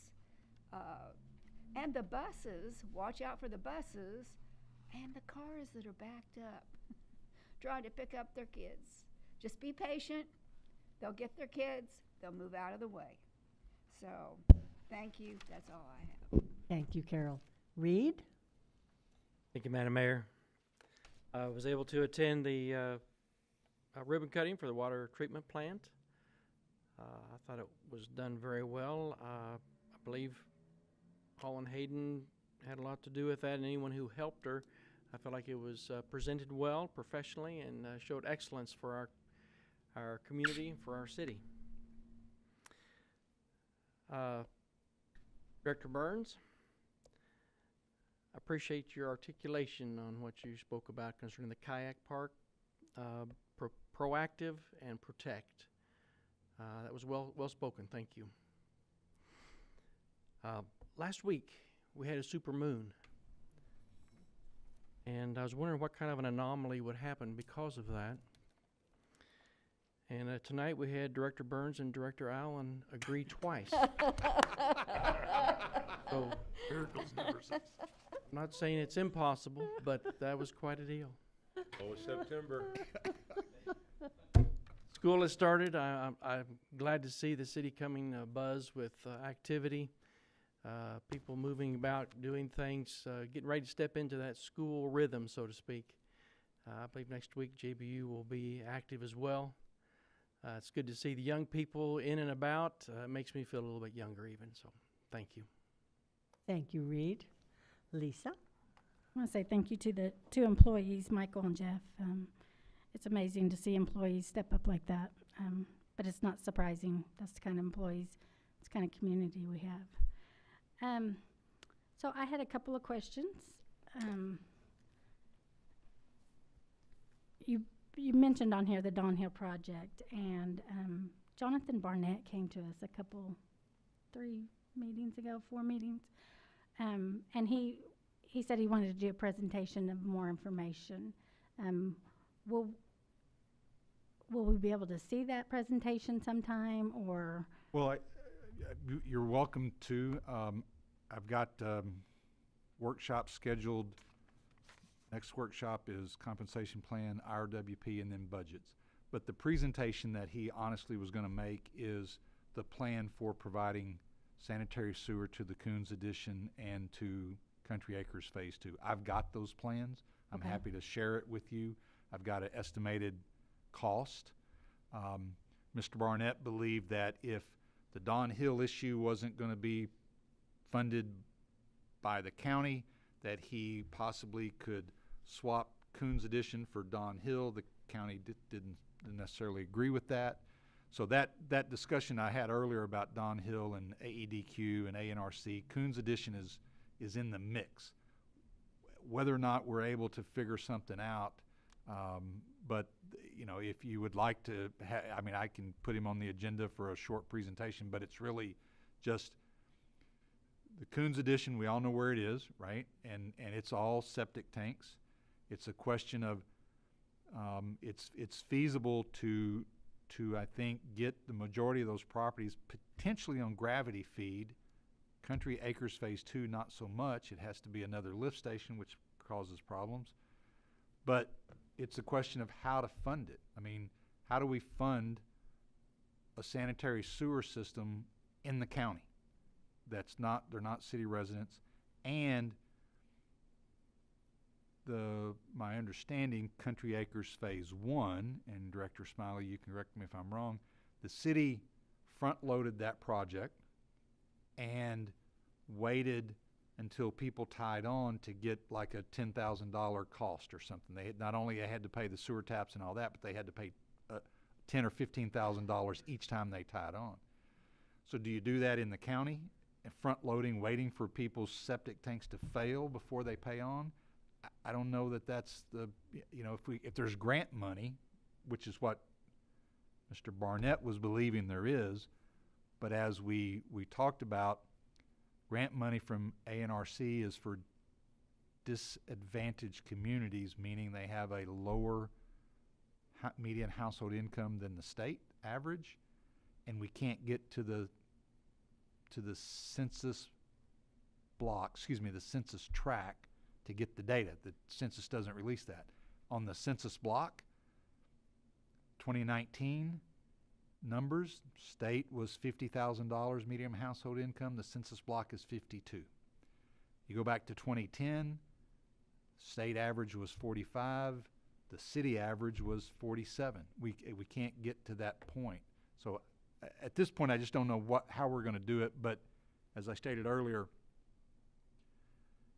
AEDQ wants to solve Don Hill so bad that they would likely put pressure on ANRC to give us grant money if we rolled some bigger package together.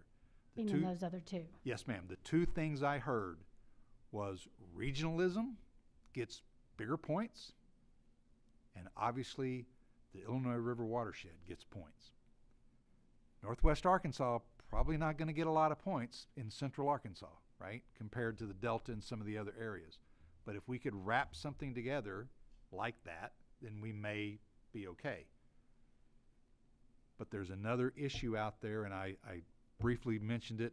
I won't go into detail, but there's other issues with Don Hill that have to be addressed, that have to be dealt with before the city, before I could recommend as a city that you step off in there. Because if not, it'll end up exactly like what was in front of the Benton County.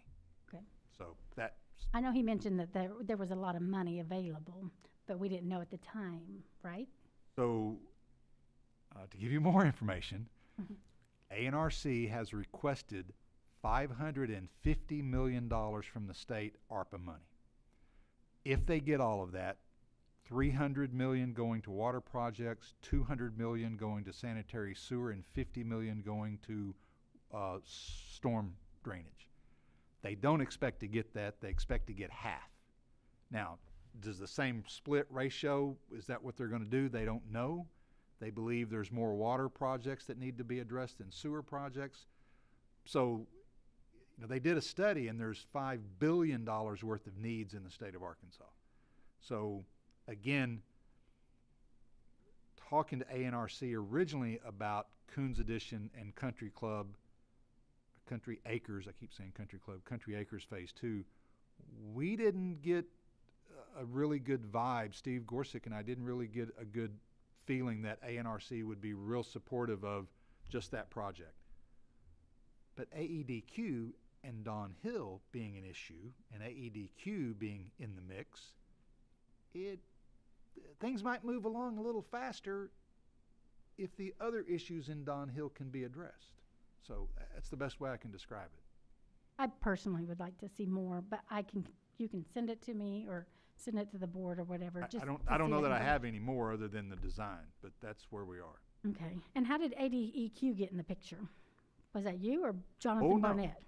AEDQ got in the picture because of the failed septic systems in Don Hill. AEDQ is pressuring Don Hill, the Woods, and the POA to solve their failed septic systems and get the sanitary sewer off the ground and back into the systems. And they're ready to start fining people over there. So they've been holding off to see what's going to happen.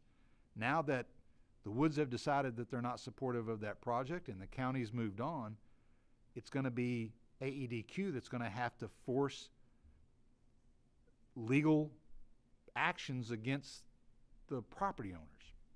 And they're trying to find a way to solve the problem. Their ultimate goal is just like code enforcement for us.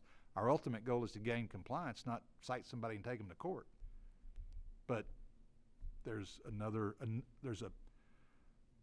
a lot of legal ramblings at this moment. Yes. Because I've had a lot of comments from the Country Acres about the payments and stuff that they made payments and it hasn't moved forward and I don't think anybody's made a payment that I don't think anybody's made a payment that didn't get sewer. I mean, the people, there was phase 1 and there's certain people that in phase 1 who could tie on, but to tie on they had to pay. We paid over $10,000. And then we had to pay to tie in. We had to bring it into our home. But I think they took the cost and divided it among the number of houses. Yes. That were okay, not on there. Individual 10,000. No, we personally paid over 10,000. Oh my! But you have to remember, getting rid of septic tanks, replacing septic tanks, doing all that's real expensive. You know, I doubt that the $10,000 was. I mean, I don't know this because I wasn't here, but I doubt that. Of the 15 homeowners or whatever it was paying $10,000 each, I suspect it was more than $150,000 to do the project, right? In situations like that, you know, there's multiple different ways to fund a sewer project, and the city can just put the money out there and pay for it, and people tie on and pay their cost. Well, that means everybody in the city's paying for it. Or do we share the cost between all the taxpayers and the individual residents that are on there and charge them a significant tie-on fee? That's the way a lot of cities will do that when it's not put in by the original developer of the subdivision. Or we try to get grants or something along those lines. So I don't have an answer for you today as to what the outcome's going to be, and I can't promise you an outcome's going to come from it.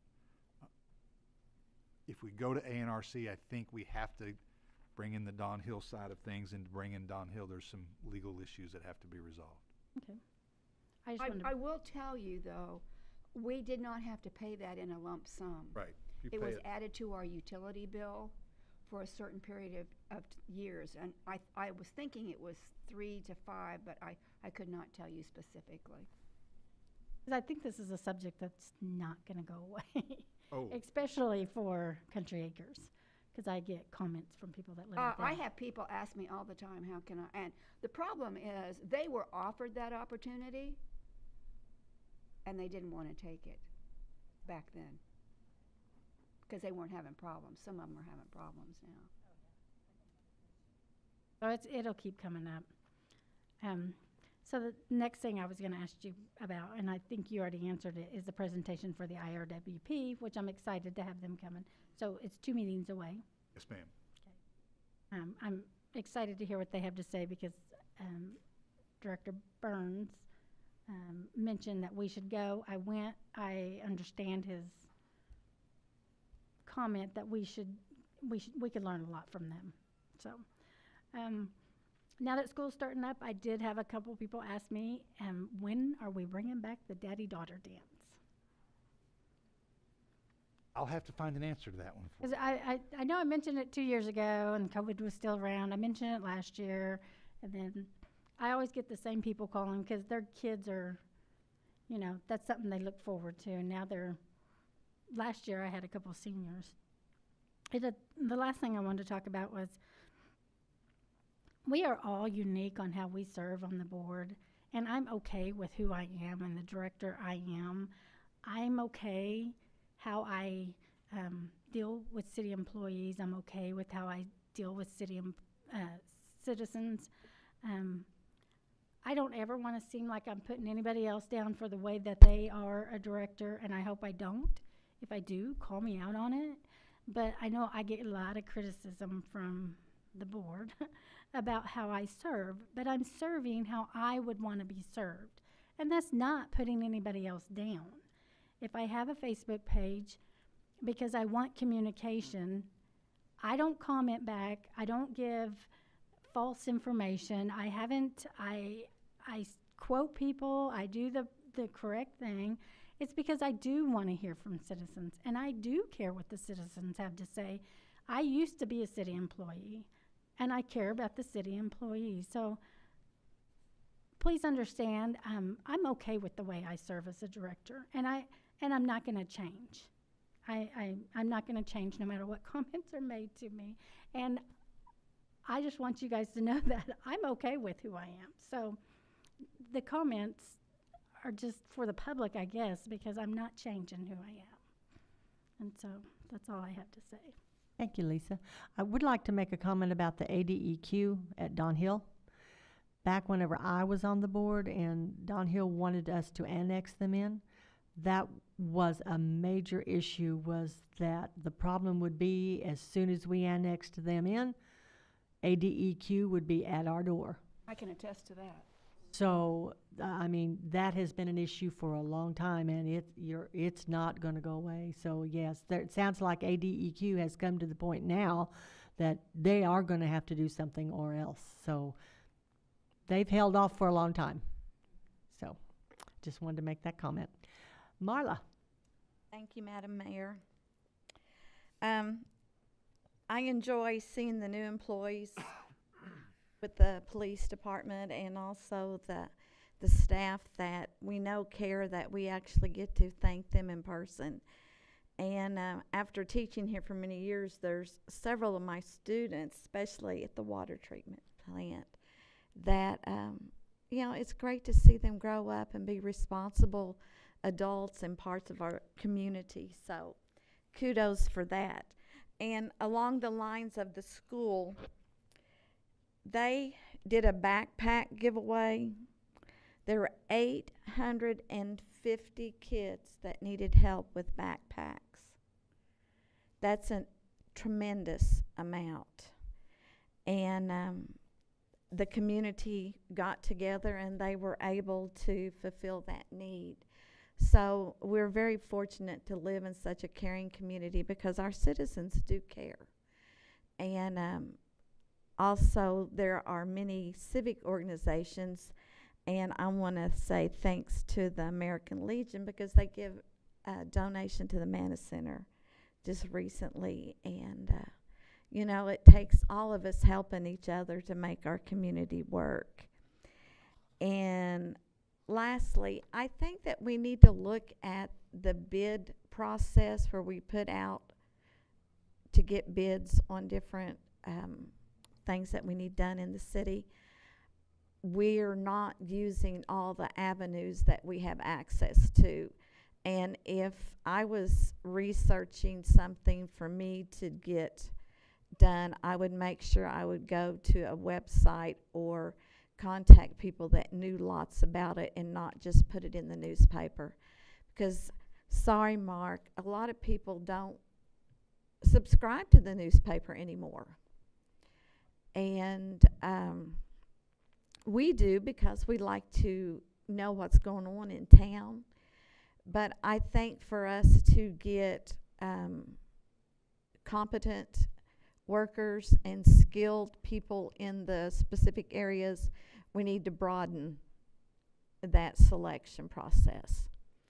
And somewhere I've read or heard that we charge people to submit bids. No? Okay, good, because I thought... I've never heard of us charging people to submit bids, so to your other point, I don't disagree at all. I know that the state came out not too long ago, I think, and allows us to put bids electronically on a state website that houses all bids. We still have to publish in the newspapers, so I'll go back and look at what the process is. And you made a comment a few meetings ago about minimum standards, minimum code requirements. Well, that's what we have today is minimum policies for bids. So we'll go back and look at that and up that policy to make sure that I agree with Director Allen. If we only put it in the Herald Leader, we need to put it in the Arkansas Democrat. We need to put it online. We need to put it out there to cast as wide a net as possible. So we'll look at that. Yes. And I'm also excited about the BURK Collins information that we were given tonight. And at first it scared me. And the more that I looked into it, if we're not putting money into it, we're helping out the people that own the land. We're going to have people that get to be employed. And we're going to raise our taxes that come in, our sales tax. So, like Director Burns says, it's change. And it's not always easy, but I think that we're spot on because the traffic is getting so wild and crazy on the corridor that people will start shopping here. And I look forward to that. And back to the kayak park.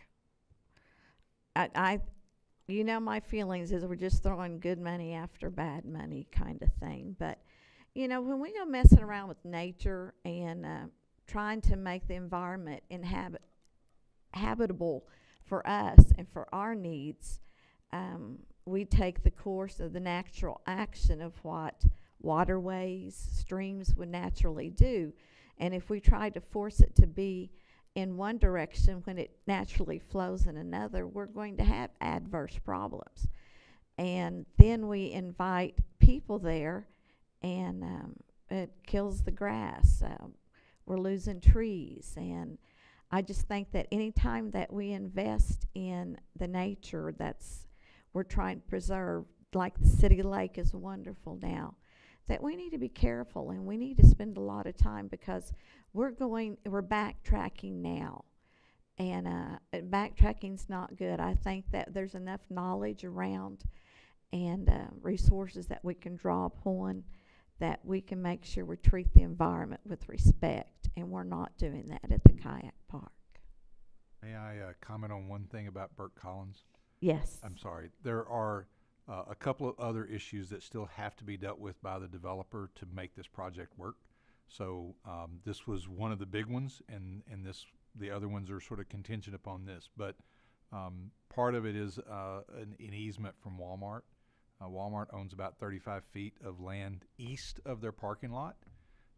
So there's potential, once they do their design of parking, they may need an easement for some additional parking on that. So they're currently working with that. But I just wanted to put it out there because I don't want you to think that this was the last big hurdle. There's a couple of other things to really make this work, and we're going to be working with them to try to resolve that issue too. Right. Well, that was my report. Thank you, Marla. Brad? Madam Mayor, I'm not saddened by Don Hill, but when we first got Patterson on board, and one of the first things, a discussion that I had with him was, why haven't we annexed Don Hill in? And so here we are 7.5 years later plus, and we're still talking about Don Hill. And I know I've met with him, and I just hope that works out. I always have a vision of expanding annexation to the north. I saw the fire department had we had this great plan, and I just hope it works out. But when it comes to sewer lines, I just would kindly remind us that in the historical area, if you think those septic lines are bad, you can only imagine the condition underneath our streets of the sewer lines and water lines. So we have a lot of infrastructure in the city also that eventually will have to be addressed, and I think we're aware of it, but it's out there. Also, a kind reminder that Doug the Deer had a Facebook page. Let's not forget that. And this is a talking deer on Facebook, and we believed him. We loved Doug the Deer. And then JBU made him disappear. But the deer had a Facebook page and had a pretty good following, and we had a good time with it. So you have that. Chautauqua Amphitheater, there's a concert Saturday. Please get out and enjoy it. And then on city business side, as we're coming down Jefferson by Memorial Park, and if you're traveling north on Mount Olive Street, and you come by the Moss House, the traffic goes down slope and speeds up significantly. And then you have a crosswalk, the firehouse, then a stop sign. And so I was asked about, I know we hate speed tables and things like that, because a digital speed sign will not work there. It is not working. When we first did the street diet, Philip Patterson almost lost his life as a city administrator. We changed the lighting. I would encourage us to look at something. I don't know about a speed table, but there's got to be some way to slow that traffic as it's jamming downhill. That's just, we've got to address it at some way. I think it's being a proactive approach as people and kids are out and going back and forth, and it's just multiple people were concerned, and so I throw that out. I don't know what the solution is, but if we could take a look at it to get the traffic on Mount Olive coming downtown to slow down before it crosses the bridge. And we have the immediately one-way street to the right and traffic stops, and it's just it would be a nice safety thing that would make folks in that area extremely happy. And that is all. Thank you. Thank you, Brad. Mindy? Okay. Well, Director Ristler, you took the words right off my page when you said that we are all unique in the way we serve. After you made your comment about your being unique in the way you serve, I started writing out some comments about we are all unique in the way we serve the citizens of Siloam. And really, that's what makes us a more effective board. I think it's a good thing that we're all different. It's a good thing that we all serve differently. I think it's something that we should each embrace and respect each other for our differences in the way we serve. So it's a good thing to me. And in the same respect, all citizens are unique in how they want to be served.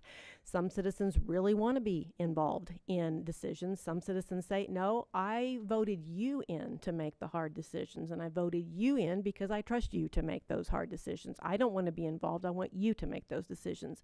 All the citizens are just as different as we who are voted in to lead them. So I think we just need to show grace to each other, to our citizens, and keep on trucking the way we're doing as much as we can. Social media, it's ironic because just last meeting I mentioned something about being careful about what you read on social media. If it looks kind of strange, it might be strange, it might not be true. The rumor that was started today, boy, the poster was very committed to his story, and there just didn't seem to be much truth to it. So I'm not sure where the information came from. But if something looks off, if something looks odd, you can email all of the board members at the same time, or you can email us separately. If we don't know the answer, we can find the answer, and we will find the answer to you. And I've had people do that. I've had people contact me and say, I heard this rumor. I saw this thing on Facebook. Is it true? And I've been able to say, yeah, it is, or absolutely not. No idea where that came from. So we will help seek out the truth if you give us that opportunity. As others have said, welcome to the new officers. Always nice to see new young faces.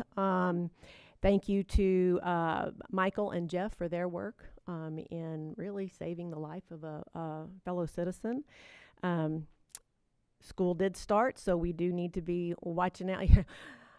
My way of dealing with the school traffic is just not to get out at certain times of the day. I try to be one less car on the road during certain times of the day. That can't be the case for everybody, but we just have to be careful with the other cars and with the kids out walking. JBU students are arriving this weekend, start classes on Monday.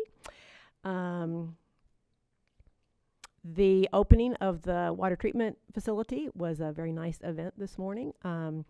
So thank you to Burns and McDonald for their work, to Steve Gorchik and his staff. And just a comment about the staff. The tour guide for my tour group that got to tour all the different aspects of the facility, Larry Thompson, it was just really neat to see his passion for the project and for his work. He's very knowledgeable, much more knowledgeable than I could ever think about being. Director Carroll was in my group, and Director Carroll said on a number of times, and I agreed with him, we just think about turning on our water faucet and getting clean water. We don't think about all that goes into that.